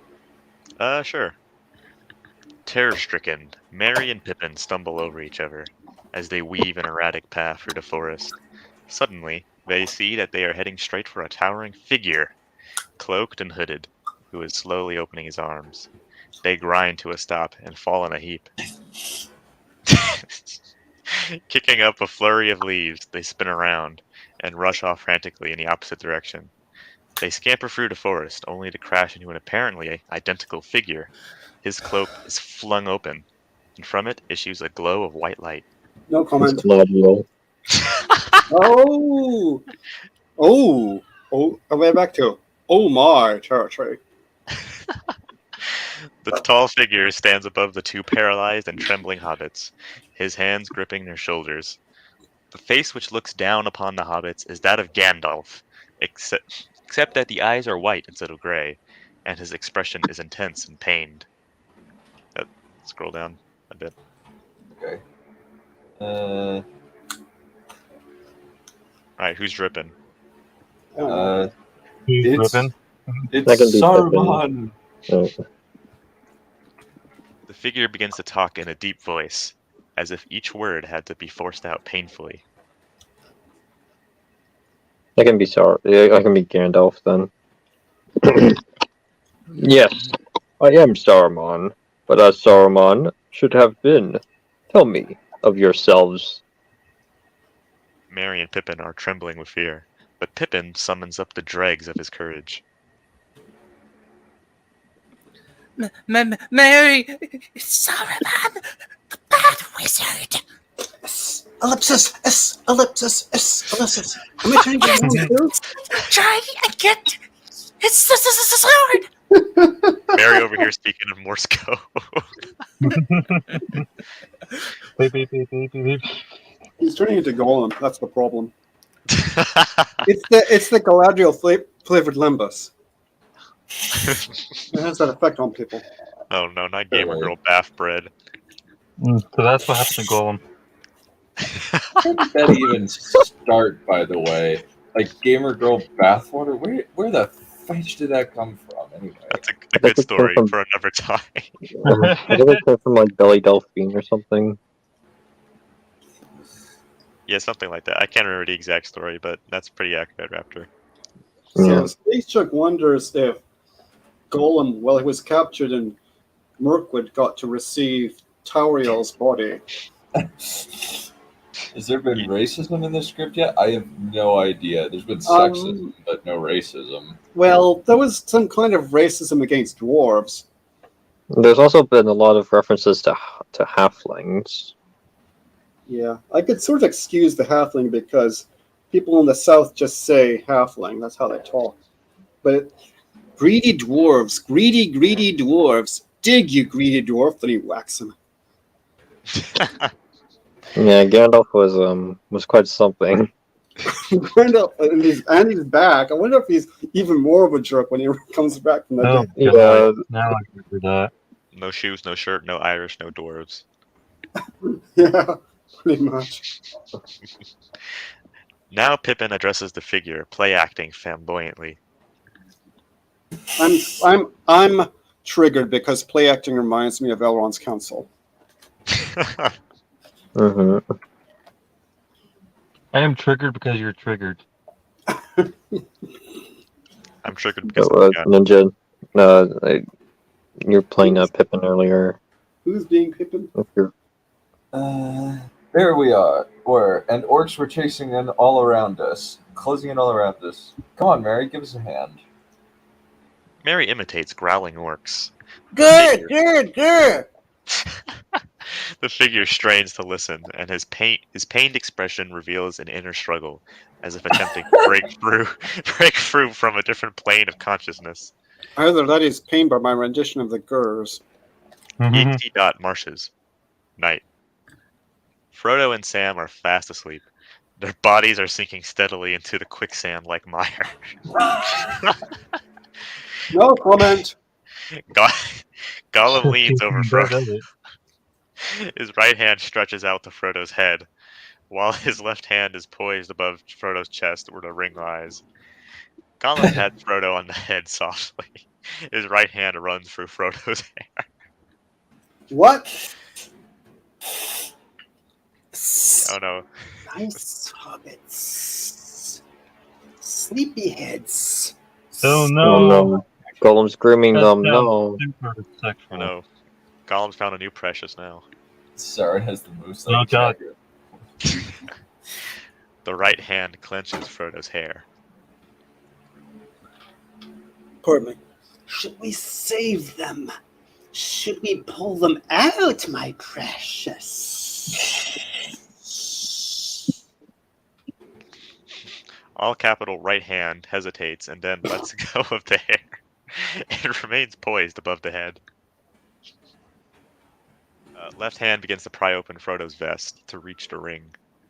No comment. Precious, what's ours is ours. Always is ours. Pull 'em. Ellipsis. Right hand swings at left hand, knocking it away. Get fucked, left hand. Hobbit is the master. We swore on the precious. Right hand grasps Frodo by the hair again. Each dot in forest night. That's some passionate sex right there. Die screaming. We're all starved for life. Thanks. Why is everything Boorman write like highly sexual? Because that's the only thing that's on his mind.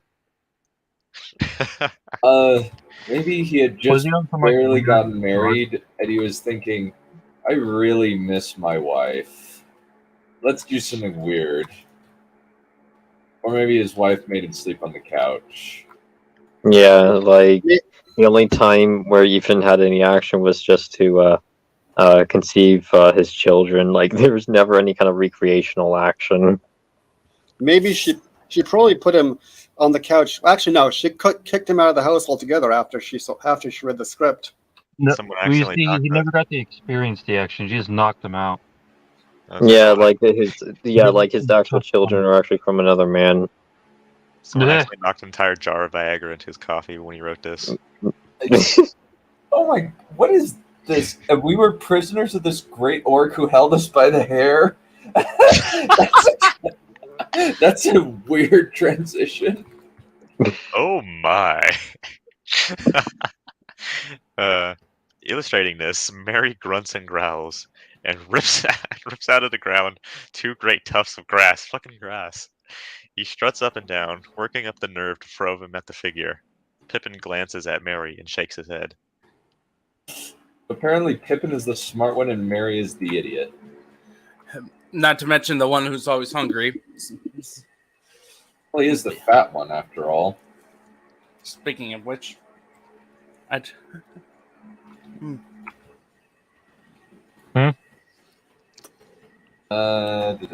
Which one of you is dripping? Illustrating this, Mary. Okay, Pippin. He had a great sword, a sword. You nudges Mary to take the figure's sword, and suddenly we were attacked by men on horses and the great orc. Pippin points to Mary, who demonstrates how the orc was slain.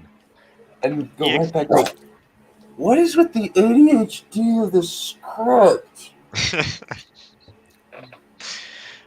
The first light of dawn appears. Gollum stands above Frodo and Sam, who continue to sink further into the mire. Right hand flies at Frodo's head. Words whistle through Gollum's teeth. His breathing is jerky, as if 2 persons inside were breathing at different rhythms. That's an interesting description. Master, wake up. Ellipsis, please. Left hand grabs right hand, and the 2 hands grapple with each other. Left hand flies free to grab the ring. That's not no ordinary ring. That's a penis ring. No comment. Lord of the Cock Rings. Anyway. That's how someone got it cut off in the first place. What do you think of that situation? He was a eunuch. Knowing John Boorman, that would not be too out of style. Don't give Boorman any good ideas. Yeah, he's just a Chinese eunuch.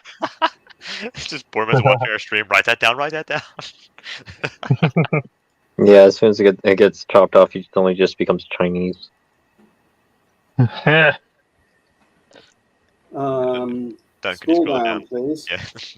Well, Sauron became. Well, he used to be Sauron. Now he's known as that little finger. What's his name? Our precious ellipsis for us. Oh, Varys. For USS Gollum. But right hand stops it. The 2 hands clasp and claw at each other. EXT, Forest Dawn. Pippin is ham acting. What? Oh, What if he wait. Every fucking paragraph, it's just non-stop in front of assault. What if you wanted to go to heaven, but God said Pippin is ham acting? Wait. Are they okay? Are they really cutting a comedic bit? Like they're trying to do a comedic bit where Merry and Pippin are trying to take away Gandalf's sword? Yep, they are. Well, intersplicing with the actual plot. Like, okay, what? Just imagine this was happening during Peter Jackson's Lord of the Rings. Like the moment where Treebeard drops the 2 hobbits in front of Gandalf. Kind of ruins the moment. Yeah, it does.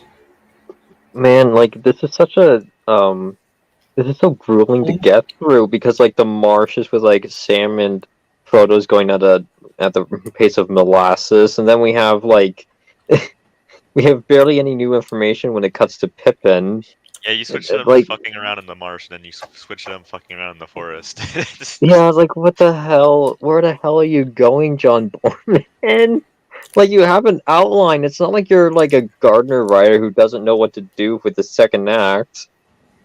You actually have Like- a classic that you're basing this on, so Yeah, like This feels like this would be cut from the final movie.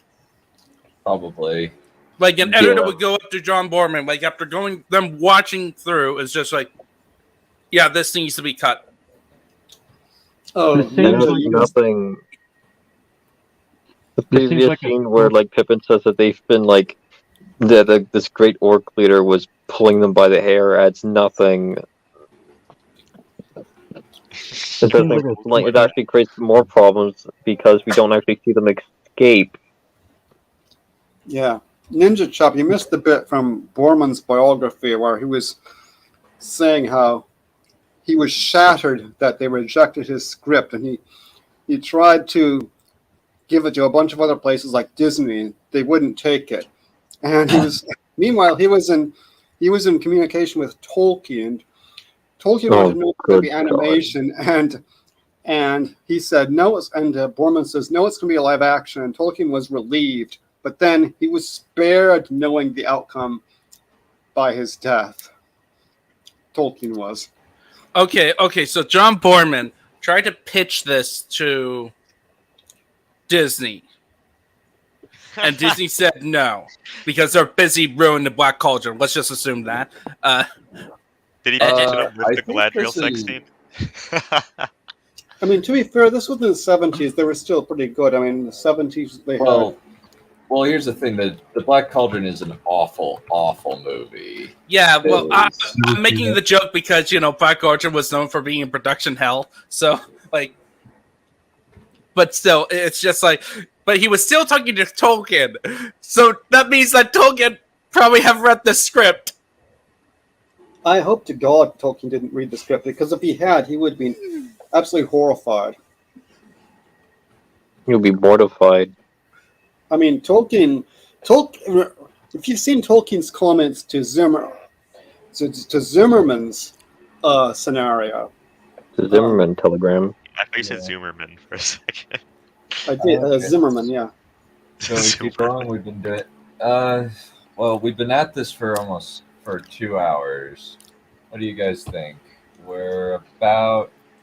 Okay, we've only read about 23 pages. Shall we go to 110 and then try to get the other 60 read by next week?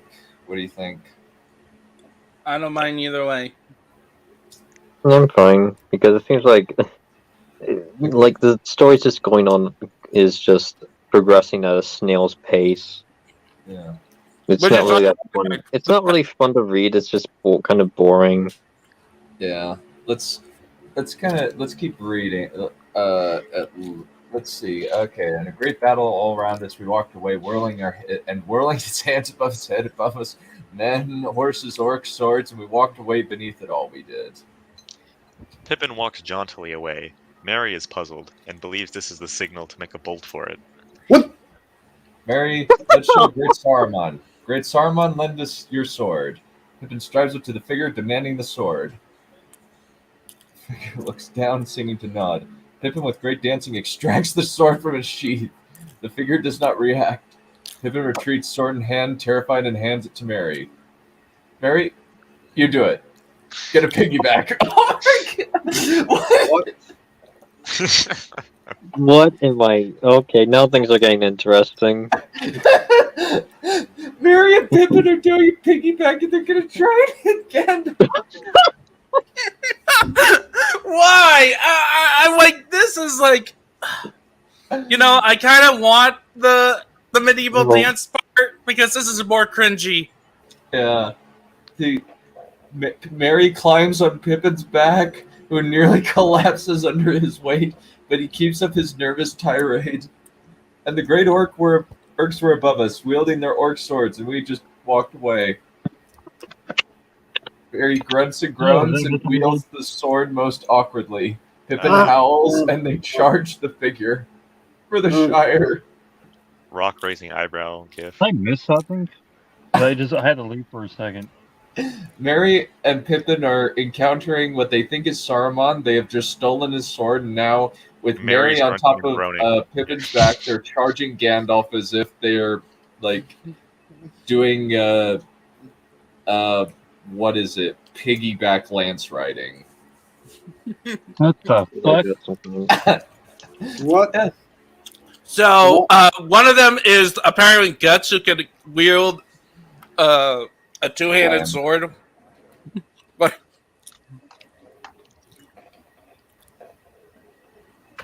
Okay, moving on. wait. Yeah. What, they stabbed Gandalf? Okay. But the way the sword pulls Merry backwards, and the two of them crash to the ground. The figure explodes into laughter. On his face comes the gleaming smile of Gandalf, as his eyes eye open in a grand gesture, as if suddenly life courses through his body again. Okay? As if responding to Gandalf's gesture, Frodo stirs in his sleep. His eyelids quiver. Gollum leans over him, his whole body and face contorted in a spasm. His hands in a deadlock. One of his feet springs up, kicking him in the stomach. Kicking himself in the stomach? What? What is with How is that possible? Hobbits are psychic. Everyone gangster till Hold Gollum on a kicks minute. himself in the stomach. What's happening here? Apparently, Gollum kicked himself in the stomach. What? Shows up in marsh, kicks himself in the stomach, refuses to elaborate, Okay, leaves. we gotta end this pretty soon. This is getting too stupid. Sigmund's Eagle grind set. Okay. Gollum doubles. You have been overloading myself with stupid recently. I can't take that. Gollum doubles in pain and left hand flies free, immediately to be caught by right hand. Apparently, Smeagol's own body is fighting against itself. So is this like Cartman's finger puppet person in like South Park? That whole situation where when he makes a certain finger puppet, it becomes its own personality. Yes. Apparently.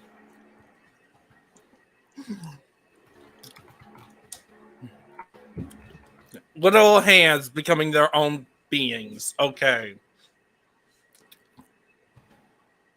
This is getting out the hand. Now there are two of them. Gandalf, recovering from a hearty laugh, is kneeling down over the two hobbits who look up in amazement and disbelief. Valerian, you be Gandalf. He's muted. He's dead, Jim. Oh, okay. Yeah, he's dead. Boorman has killed him. I can be Gandalf. Hobbit. All wizards should have a hobbit or two in their care. Okay, that sounds kind of like Gandalf. What Gandalf would say. This version of Gandalf. Grand Gandalf.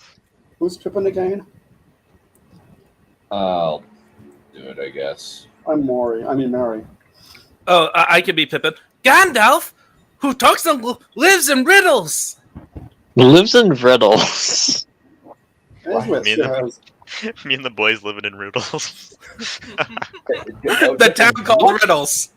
What the heck? Mary spits on his fingers and twirls one of Gandalf's bushy eyebrows? What? No. Okay. Wait a minute. That means Gandalf. That means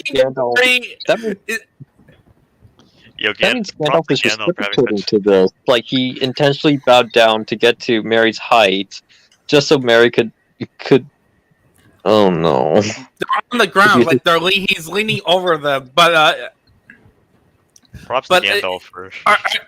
Are they making Mary on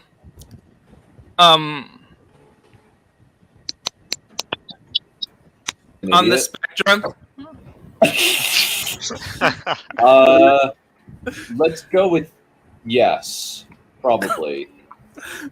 Because because I don't think an idiot would do that, and like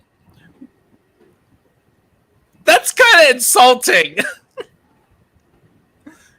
We have props to Gandalf for not smacking the shit out of him immediately after he did that.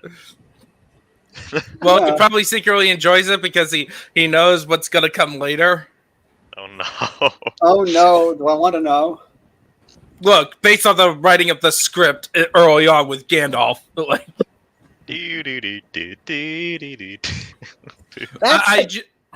I just want to remind people, he froze the entire Fellowship on a glacier to deal with a wolf problem. He What? He almost killed everyone.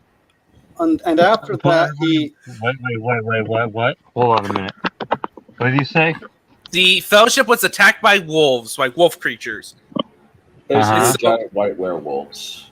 And Gandalf's solution was to burn the cloaks that allowed him to camouflage, the hobbits to camouflage, and then give the entire Fellowship, he roofied the entire Fellowship and froze everyone. I was frozen today. And then sometime later, an unspecified amount of time later, the glacier melted with the Fellowship, and they went down into the valley, into a warm area where they were then fought out. And after that, he made Gimli dig, greedy dwarf, dig, and he throws a cloak over him, and he hits him with his staff. Dig, greedy dwarf, dig. And Gimli goes, greed, greed, greed, greed. I don't know what to say. Or how about in the at the very beginning of the Shire, where Gandalf was written like a soccer, like an abusive spouse. I don't even have words to describe what I just heard. They were melted in a glacier, and they were attacked by werewolves or something, and they were roofied, and... I like that they were taxed by werewolves. My brain is just scrambled eggs right now. I have nothing to really say. You don't need to. It's dumb. Don't you hate it when you live in riddles and the werewolves tax you? I hate such a poor town inflicted by the werewolf curse. Goddamn werewolf feds. That's the Gandalf I remember. Apparently it was added because they loved Gimli and wanted to showcase him more, so they claim. What? Well, they did give him a badass moment. The only badass moment for a Fellowship member, by the way. Yeah. Okay, again, part joy, part pain. No. What the? Okay. Gollum is contorted into a paroxysm of conflicting parts. One foot kicks the other off the ground, and Gollum plunges into the mire with a great splash. What the fuck is happening?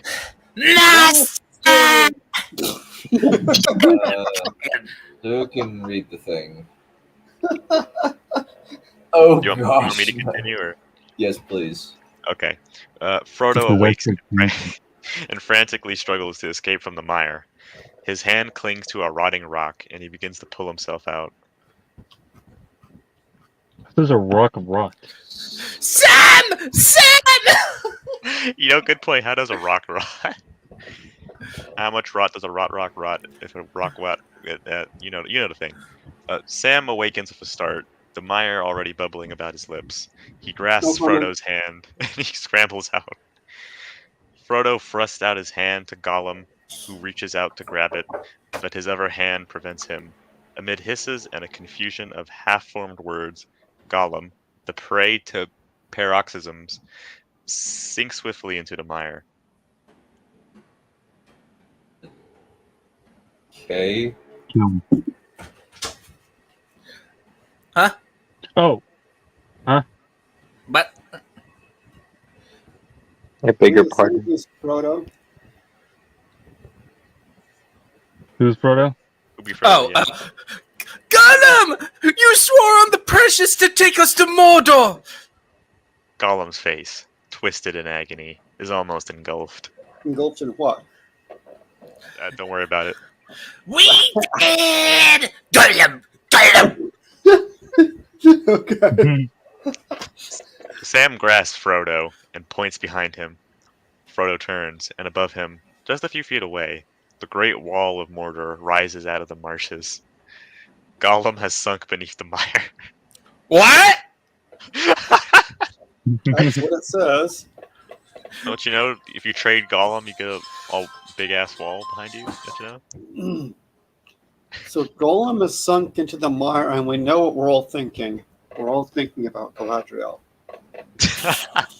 I was thinking of the Swamps of Sadness, but that's also a possibility. No comment. No comment, indeed. Okay, exterior forest, Middler. Who's narrating? Who's doing anything? I'm I'll take over narration. Okay. Yeah. Like you said, we're going to page 210. Yeah. It's page 109. Yeah, the document is like one page ahead. Okay. Yeah. Hey, let's see. Gandalf stands majestically with his eyes and arms unapraised to the sky. The hobbits are next to him, watching. Beyond an opening in the trees, high in the sky, catching the sun, a hawk endlessly circles. Gandalf's outstretched arms follow the hawk's flight. Although concentrating, Gandalf talks warmly to the hobbits. I was Gandalf, but for hobbits, I will always be Gandalf. I can see many things far off, but the things that are close at hand I cannot see. While before it was Gandalf's arms which trailed behind the circling of the hawk, now it is the hawk which follows the slow, regular circling. Scroll down. Huh? Scroll down. Of Gandalf's arms. Oh, okay.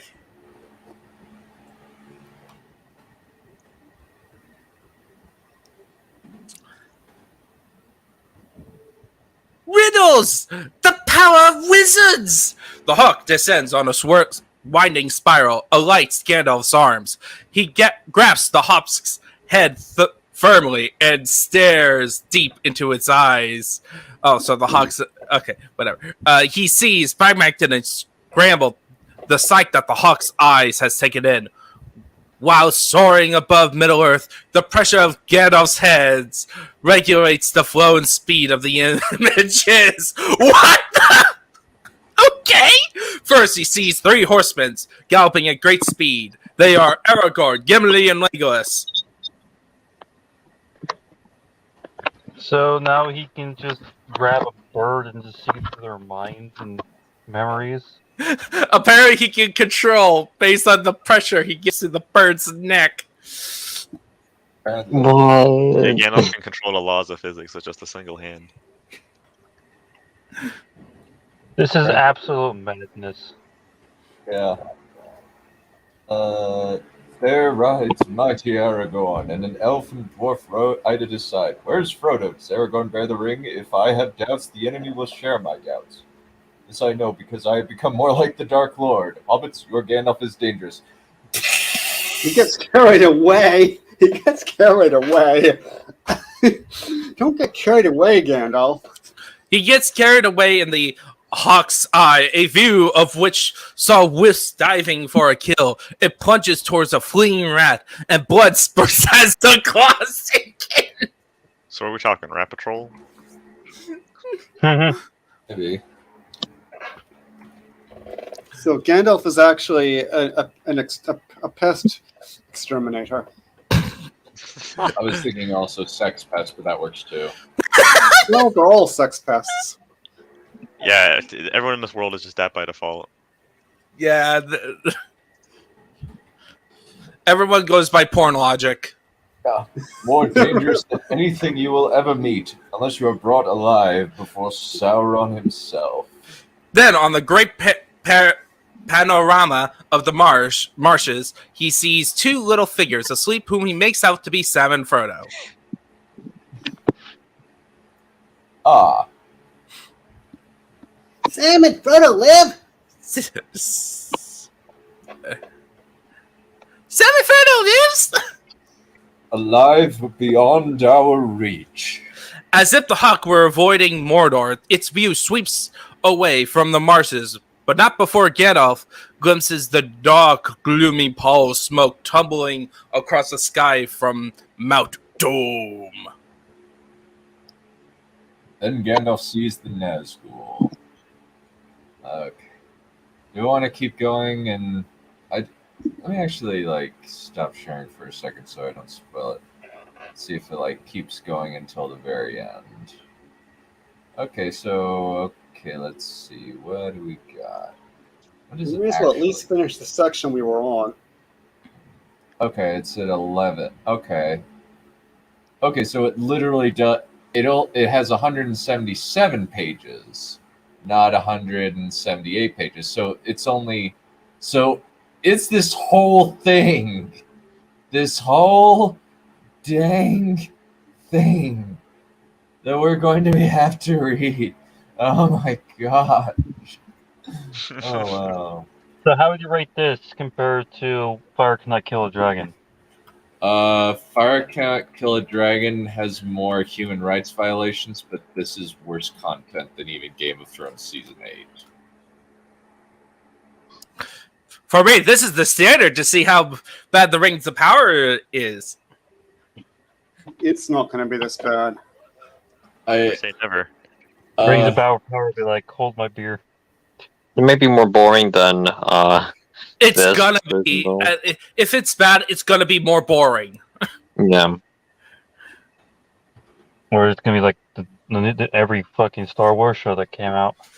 Or Halo. Maybe. Whoa. What if it's as bad as Halo? Yeah. Oh. It's worse than this. What, Frodo's always gonna have his ass hanging out or something? Look, I will say this. I think Halo is either above this or one below it.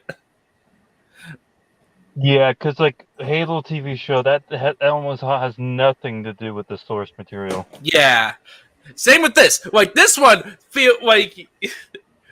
barely feels like the source material.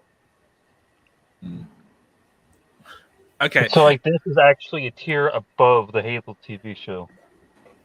No, It's actually Run, Wolfie. No, you're too wholesome to be part of this. Run. Yeah. Then Gandalf sees the Nazgul. You what again? I forget who's I could be Gandalf. Mm-hmm. From the wraith essence of the Nine, a Nazgul has risen. It rides unchecked to the plains of Rohan. What's with old King Theoden? What indeed? As he slips beneath the shadow of the shadow. Shadow. Gandalf sees a Like in the beautiful last white horse shadow, crossing the plains. He speaks with the tempo of the galloping horse. Yes, the shadow is made out of shadow. Sorry. Shadowfax. Oh my god. Answer my call. Faster. Faster. You will carry us all. And there are hopes too. Ellipses. Gather aid.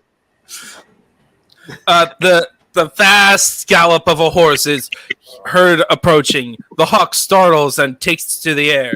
The great white horse, Shadowfax, gallops to them. Gandalf leaps onto its backs, snatches the hobbits up behind. Behind what? Behind him. Behind it, I can't. Behind him and speeds away through the forest. Now, back to the marshes. Sam and Frodo slowly edge along the Great Wall, searching for a way in. Behind them are the marshes they have just crossed. The sun, like a yellow stain, shines through the great roaring pall of cloud and smoke, which congests the sky. A cruel glare bounces off the marshes. The two hobbits look up. The immense wall above them seems to sway and swerve against the churning pall. Frodo shields his eyes and sweat rolls down his face. Ack! Yellow face! Poor Gollum. He reminded me of the weather in the Shire. Now rain, now sun, now wind, now frost, ellipses. Sam is having a go at being cheerful. Note the subtlety that Frodo is turning into Gollum. It's very subtle, but you probably can't quite catch it. Yeah, John Boorman's just too big brain for us to understand his genius. Yeah, that's why we keep being what. It's just his mind is so far above ours. That's why. There's a reason why Peter Jackson cut out that bit about Faramir seeing Frodo turning into Gollum. Ellipses, master. There isn't a hole in this wall, not even for a hobbit. They edge on. The marsh is forcing them to press close against the wall. There is something of Gollum in Frodo's posture. Very subtle. The chin weighs on Frodo's neck and has rubbed it raw. Frodo lifts the chain for relief. Scroll down. Scrolling. I must rest a while. It's heavy on me. Sam, lad, very heavy. Oh no.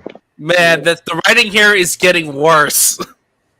Worse. God help us. The dialogue, at least, like. Sam points ahead. A withered oak tree is growing out of the base of the wall. Look, what is life? There's hope. Exterior. Branches of the oak tree. Day. Sam and Frodo are lying in the boughs of the tree, exhausted. Sam offers Frodo a piece of lembas. He probably wants to savor his lady love again. Oh yeah. Galadriel. This is so amazingly mockable. It's not even funny. It is funny. It's not even funny how funny it is. Yeah. Have a bite, Mr. Frodo, and then a bit of sleep. How can we sleep under a sky like that? Is it night or day? Are you fucking stupid? Yes. Never realized that he said a worm, mother effers. The great slow rolling pall of cloud. He went to special school. It's okay. Don't bully him. Yeah, casts a deepening gloom over the marshes. Paul is the new unflattened, I see. Let's say it. Sam sniffs back a tear and takes Frodo's head in his lap. What? Let's say it's time for a midday nap. More singing! Another time of not being annoyed! I forgot about the singing. Sam begins to sing and cradle Frodo, his own eyelids dropping. When summer lies upon the world, and in a noon of gold, beneath the roof of sleeping leaves, the dreams of trees unfold. He hums on, the shriveled leaves of the tree flutter and quiver. Scroll down. Next page. I hope this tree is a good tree in a bad place, if that's possible. Wait, what? Are we getting metaphorical here? One good tree in a bad place can make all the difference in the world. He gives the tree a friendly slap and begins to chap as he falls off into sleep. Eat earth, dig deep, drink water, go to sleep. Eat earth, drink deep, drink water, go to sleep. Have we heard the stupid chant before? Come on! He has fallen asleep, but the chant continues, echoing through his head. Sam nods off, and his song goes on. Oh yeah, by the way, she's singing while she was doing the chanting. The two songs intermingle. The sounds of horses' hooves is heard. The songs fall into the pattern of percussive hoof sounds. So I guess Gollum's not coming back. He's just fucking dead. I guess so. Just wait until he just randomly shows up at the end. Can't be fucking Gollum died by kicking himself in the marsh. Yeah, that's awful. It's even worse than his death in the books. Well, at least in the books, there's an actual thematic point. Oh yeah, it is. But it's like it just comes like a comedy bit in the books in some ways. Yeah. Does he die in the books again? Basically, because he was so overjoyed of finally getting the ring, it blinded him from seeing the edge, and he falls off into the lava because he was just dancing all the time, focusing on he's precious. Be like that sometimes. You really Be like that sometimes. And he's kind of clumsy too. What's also Tommy Singh died? Well, it's the equivalent of a crackhead who had a crack for a while and just suddenly got his dose back. Breaking news: Florida man kicks himself in the swamp. No comment.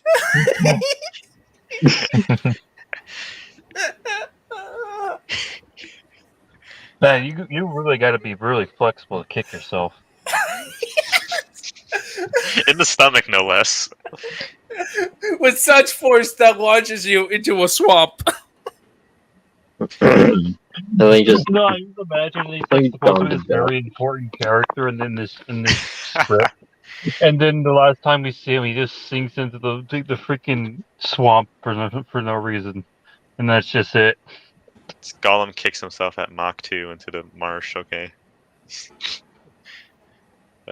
It's kind of like watching Qyburn die at season 8. Like he just kind of just dies. It's like, oh well, moving on. It's the stock image of the old guy shrugging. Just oh well.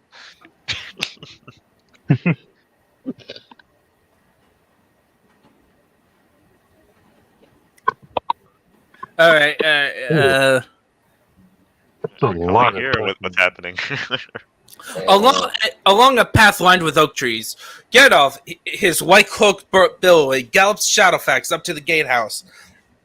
Soldiers of Rohan come forward to challenge him, but he sweeps them aside and rides across the courtyard as the wind whips up his cloak. Merry and Pippin are glimpsed hanging behind him.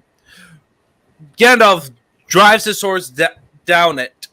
Men at arms block his way, but they flinch and turn away at the blinding power of horse and rider. At the end of the passage stand 2 guards before the door. They fall aside, struck with fear. Shadowfax rears up and hammers his hooves against the door. It bursts open. Gandalf into the throne room of King Theoden. Oh yeah!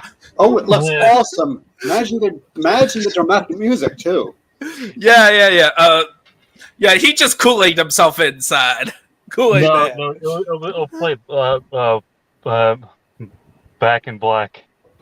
I'm like, Shadowfax be like, I am the one who knocks.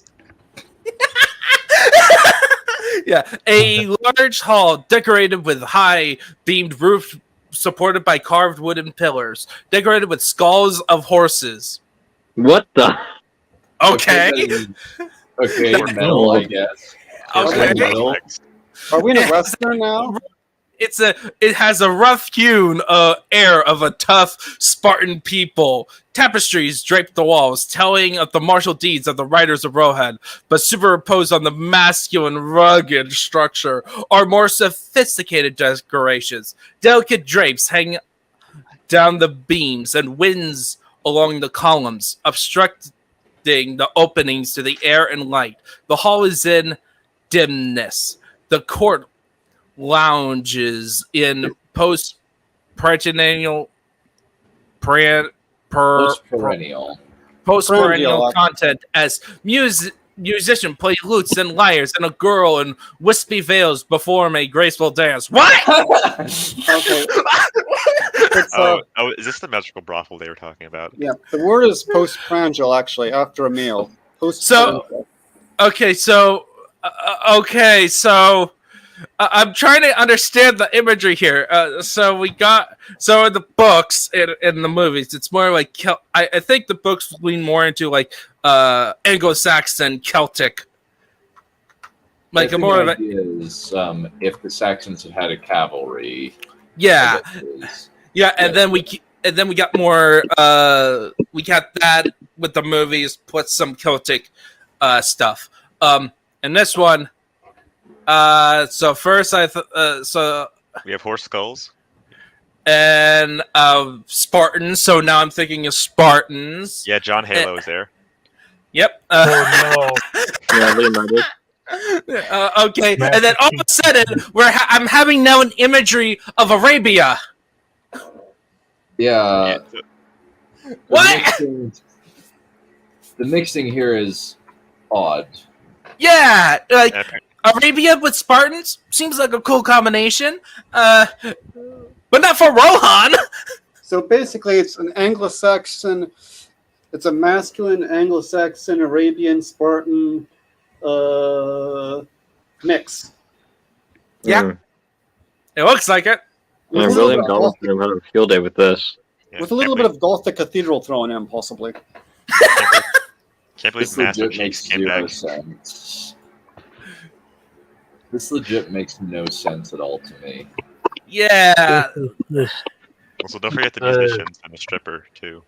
My brain is on empty. Wouldn't it be a ride if the lady in wispy veils turned to be Galadriel? Oh my god. I think it's Eowyn, actually. I think so too. No! Oh no! If that's Ailment, that's like just as that is like. I bet it is Eowyn. man. I bet it is Eowyn. I bet it is. I agree with Brightlord here. Unfortunately. You can call me Bratlord. It's applicable. I did use the Daddy, would you like some sausage? Yep. Well, for that you deserve the Bratlord. Actually, for that you deserve Blightlord. Want to check next page to see if it is Eowyn? Okay, let's keep. Oh, okay. Eowyn's was not an answer. Okay. King Theoden sits upon an austere throne of wood, carved to the shape of a horse, the seat of which has been softened with cushions. Okay, I get your imagery, Boorman. He is wizened with a pale wise face and heavy-lidded eyes. His counselor, a thin, nervous hunchback. Oh no, it's Quasimodo. Go back to Notre Dame. Sits at his feet, and to one side stands his daughter Eowyn, serving wine to her father. She is a beautiful maiden with intense taunt features. The women of the court are finely and provocatively dressed. The men wearing elaborate doublets and cockpits. What? Okay, now we're the release songs. You guys were asking for something weird. Here it is. We're in like the 16th century now. We've gone past Arabia and Anglo-Saxons and Spartans. Now we're in the 16th century. Yeah, pretty much. Stewards move amongst them with pictures of white. Wait, all of a sudden we're in like Boorman just go. Yeah, this is standard medieval setting. Why so do we you can want to put this on the cod piece? Yeah, Why? That this was specified that it was cog pieces. And they're not in the medieval court. The women would not have been provocatively dressed. Of course, but remember this. Like newsflash, this genre is called fantasy. It's meant to be unrealistic. Oh, okay, in that case, it's good. Yeah, of course. By the way, I did take out a clip from Epic Rap Battles of History, where it's from the J.R. Tolkien versus J.R. Martin. It's hilarious. Anyway, so Gandalf's violent entrance disrupt this pleasant scene. The courtiers spring up angrily. By the way, courtiers is also another name for knights. Only the king remains seated. The hunchback moves forward with a surprisingly alacrity towards the door, cry out in a falsetto voice. Let me just note that, yes, it is fantasy. It is a fantasy. It is Boorman's fantasy. Yeah. Guards! Guards! Who permits this foul intrusion? Well? Hail Theoden. Guard machine broke. Hail Theoden, King of Rohan. I, Gandalf the White, because I'm racist like that, have come to warn you of mortal danger that will soon engulf your petty vanities. Your pretty vanities. Whoa. I come to rouse you from your feather cushions and put saddles in their place. And get rid of those cod pieces, added Gandalf. It makes no sense. Why did he bring Merry and Pippin to this? Yeah, they're underage. Even despite Galadriel having brought them to puberty, they're still underage. So it's a wrap now? It says something that when Zardos is more coherent and is better and more coherent than this. Oh my gosh. Kind of makes you see the animated. Yeah. What they replaced with is so much dumber. Oh, I'm excited for that one. Barry Gibb. Interesting choice. I've never heard of him. Okay, Raptor, you want to do it? You want to go up next? The narration? Yeah, please. Okay. Gandalf climbs down from Shadowfax, and Merry and Pippin scramble down after him and hide in the skirts of his cloak. The old king rises painfully from his seat, leaning heavily on a staff made from a horse's thigh. His frame, now racked with age, was clearly once tall and proud. Okay, that's kind of... Arwen's. Arwen's a horse. So what? So he has like a rancid piece of horse. I mean... leg as a cane? Okay. The John Boorman said I do like the description. It doesn't explicitly say, like, that he was, like, this renowned, like, a soldier in his prime. It utilizes, like, the environment to add character. I like that. Yeah, that's something at least. Fair enough. Who wants to be Theoden? Troubles ever follow you like crows, Master Gandalf.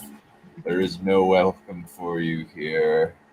The hunchback screams out at the guards. Seize the space offender of the king's space! Throw the Stormcrow to the dogs! Oh god, I killed my throat just doing that. Gandalf ignores the hunchback. Based. He addresses Theoden.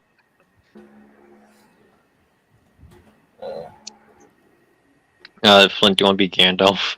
Alright. King Theoden, I bring aid. Aid? Do you bring men?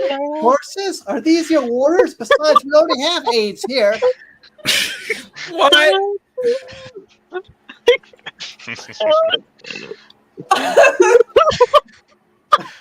Alright, what did I miss?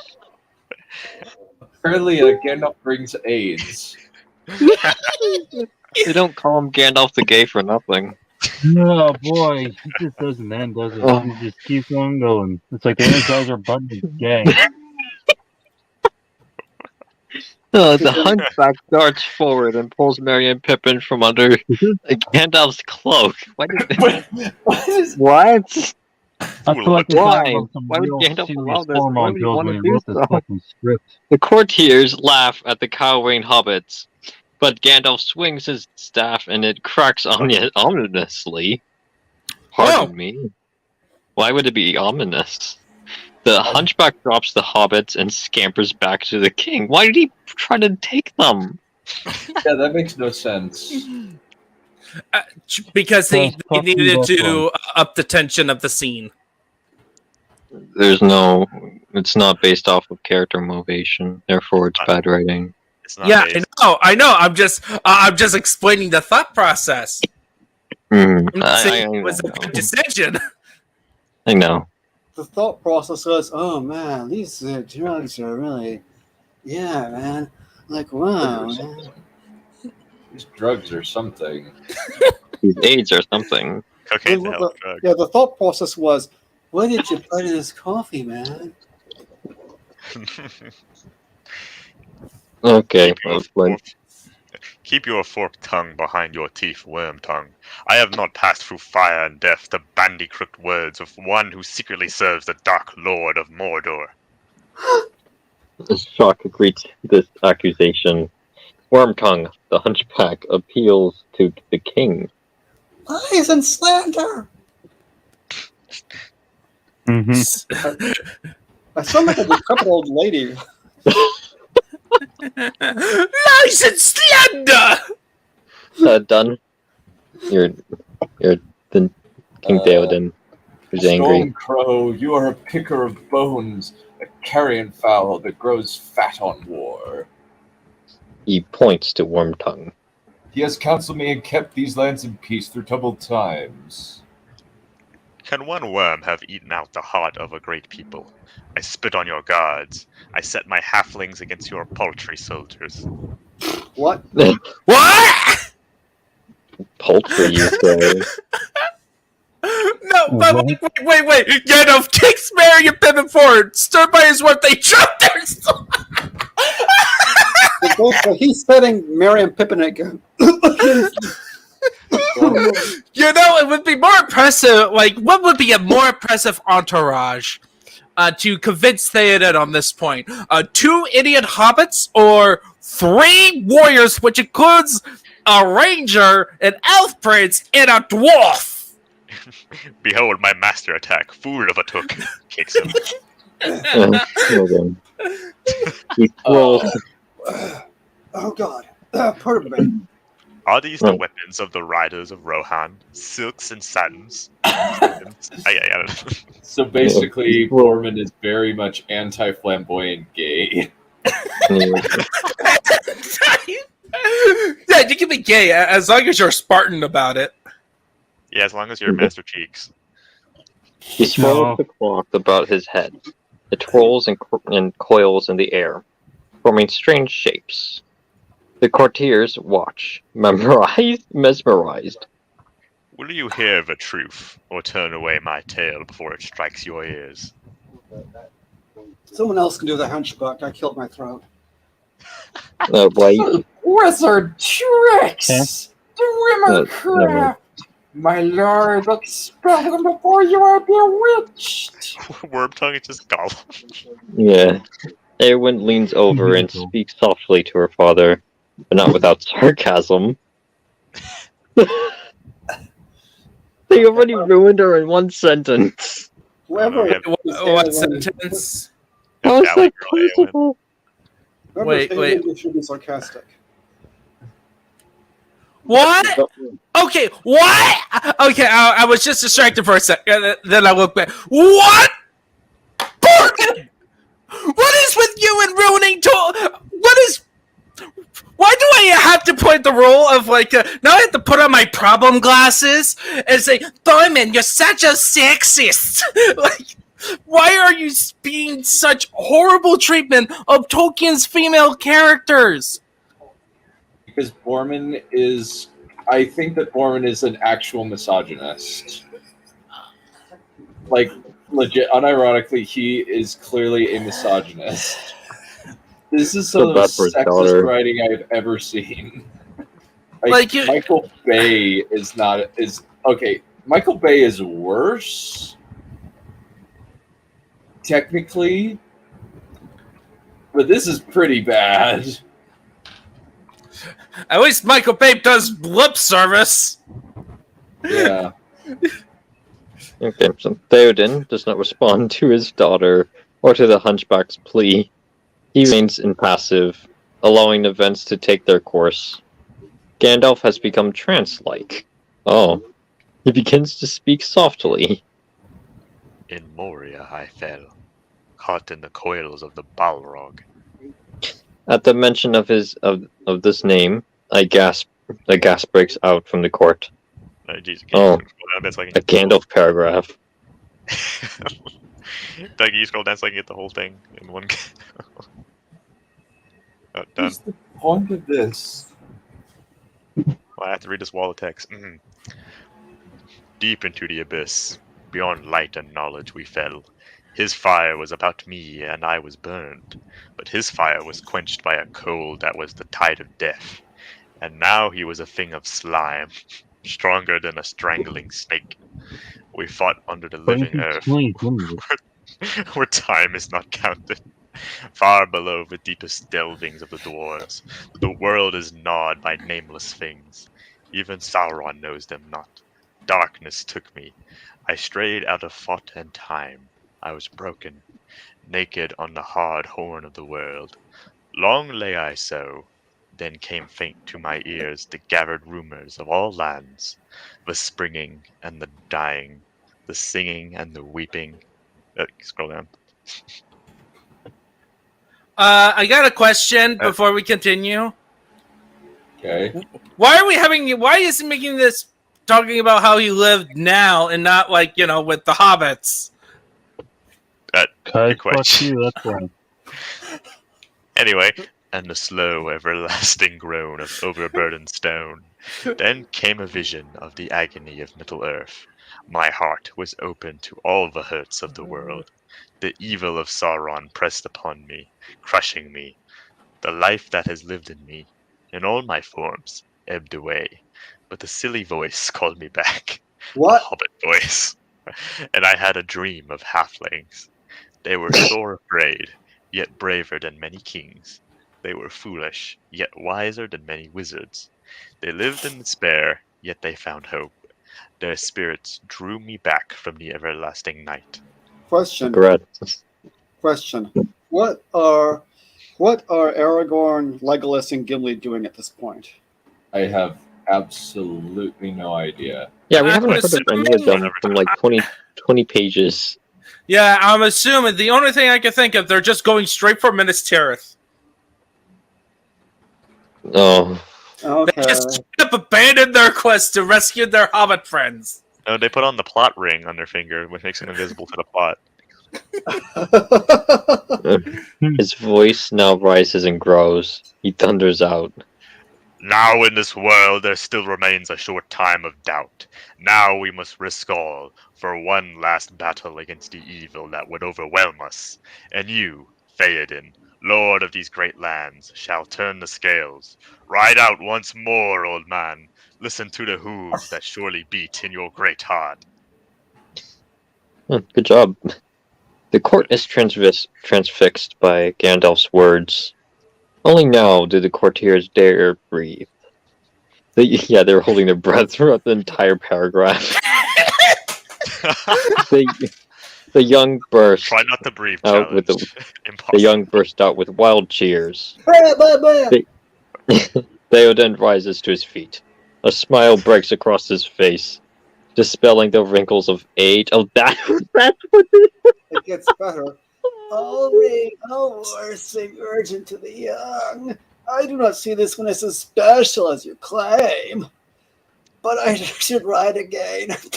Just has a stroke and dies. I do see this one as special. Never forget. In the hall, there is a great commotion. There's great commotion. Eowyn falls to her knees and holds the king's robe. She speaks strong and clear. Were I Eowyn a warrior?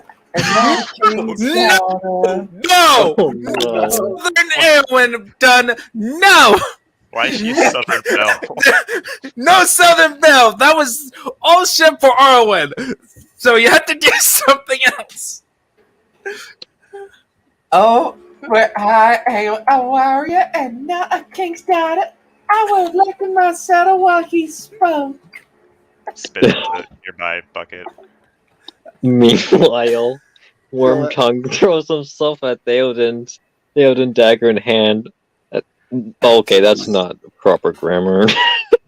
Merry and Pippin trip him up and turn him over. I like how it took 2 hobbits to trip him over. Wormtongue lies on his hunchback. How fitting. Trapped like an unturned beetle. Gesticulating and kicking. He shrieks out. Meanwhile, That's there's a rather laugh ableist track. to this. This movie sounds extremely ableist. It kind of hits all the marks of. Guys, ready to put on switch our avatars to be more appropriate of like having pom glasses and stuff. We're now hipsters from Washington. Sure. Washington spies. This is such a racist, sexist, homophobe. Well, not actually homophobe, but ableist work. I actually wholeheartedly agree with that assessment of this. Like, the reason why it's not homophobe is that there's so much gay stuff. Yeah. Yep. The cod pieces aren't homophobic. Too late, feeble king. Everyone gangsters Theoden wears a codpiece. Theoden draws his sword. He grows in power with every moment, shielding his ears as a horse throws off its winter coat in spring. He booms out. Minas Tirith! Minas Tirith! Oh, that was quick. The court responds with frantic enthusiasm. Yeah! In the surge of excitement, Theoden thrusts his sword spinning through the air and kills himself. Is it me, or did they spend more time with Merry and Pippin trying to get Gandalf's sword than they did with dealing with Theoden? The sword descends and Theoden catches it again. Okay, I guess that's how they cut through. It's one way of doing it. Should we pause at this point, maybe? Maybe. Yeah, it's okay. You're almost at the 3-hour mark. Oh man, wow. Oh my gosh, he did so much worse. Oh. Wow. What is this boy slow? What is any of this? I don't know. This is. This is. I'm completely spent on this freaking script.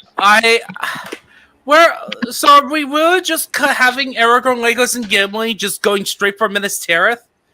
Currently, yes. Like, honestly, like, in concept, like, I definitely understand that, like, okay, so, like, I definitely understand we can't do Helm's Deep if we're going to do all of them in one movie, right? But there's so many scenes in this script that deserves to be cut and be replaced with other stuff, like character stuff, instead of long skits about Merry and Pippin trying to grab the sword away. Yeah, that part was absolutely stupid. Imagine going into the Great Hall of a kingdom and everyone's wearing a codpiece. That was. I wouldn't be surprised back then. It's a Spartan cod piece, though. When it was a codpiece day, but no one told you. I mean, can you imagine Tolkien even putting a cod piece in any? No. I doubt that he would. Oh yeah, His eyes shone with the pleasure of the gallop. Oh my. Gandalf orders Merry and Pippin to just attack it. Yep, yeah, Gandalf just orders Merry and Pippin to shank Wormtongue. Yep, he has them. He sets the two hobbits against the entire forces of Rohan. Behold my ultimate move, Hobbit cannon fodder.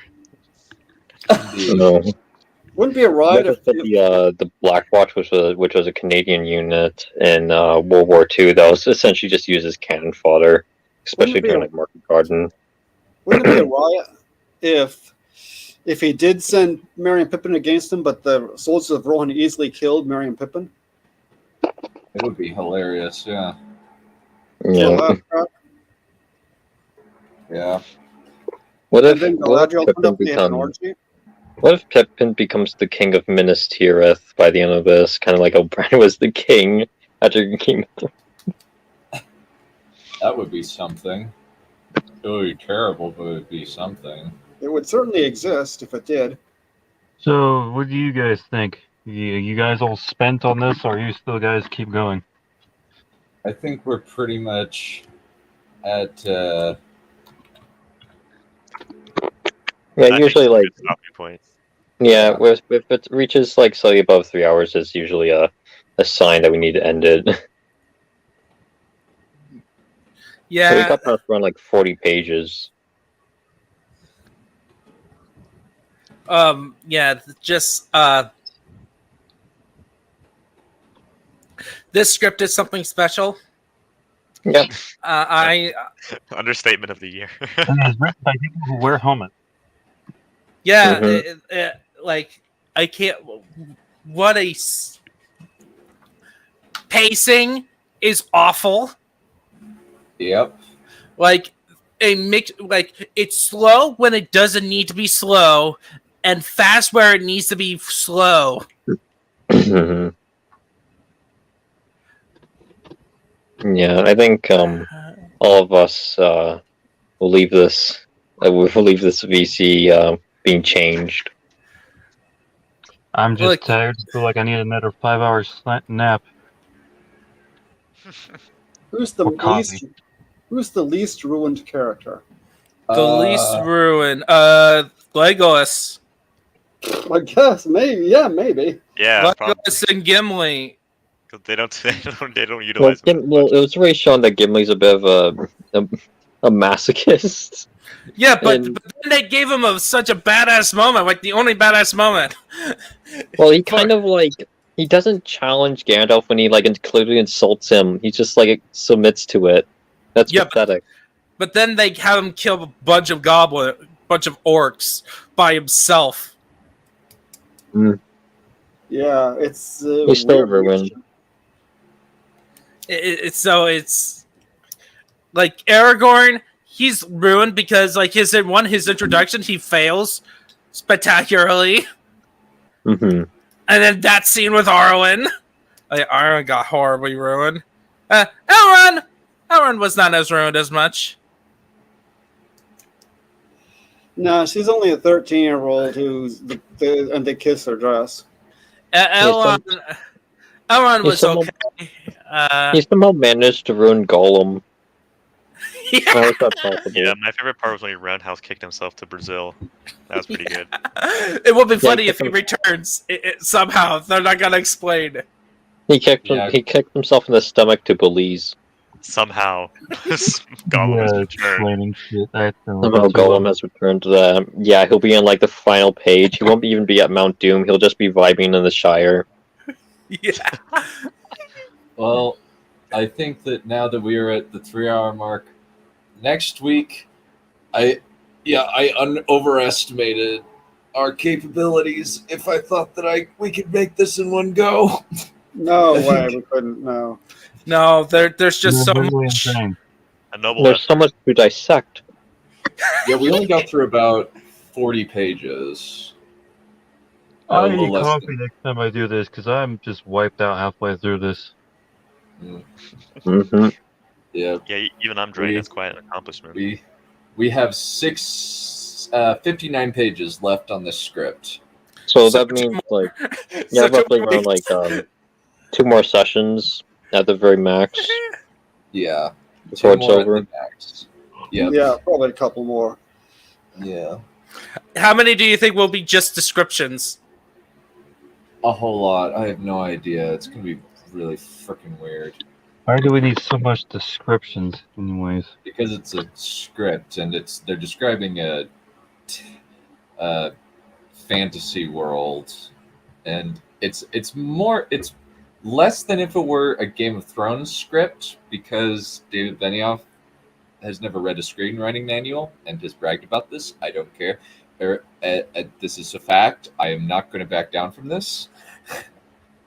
This is an objective fact, indisputable.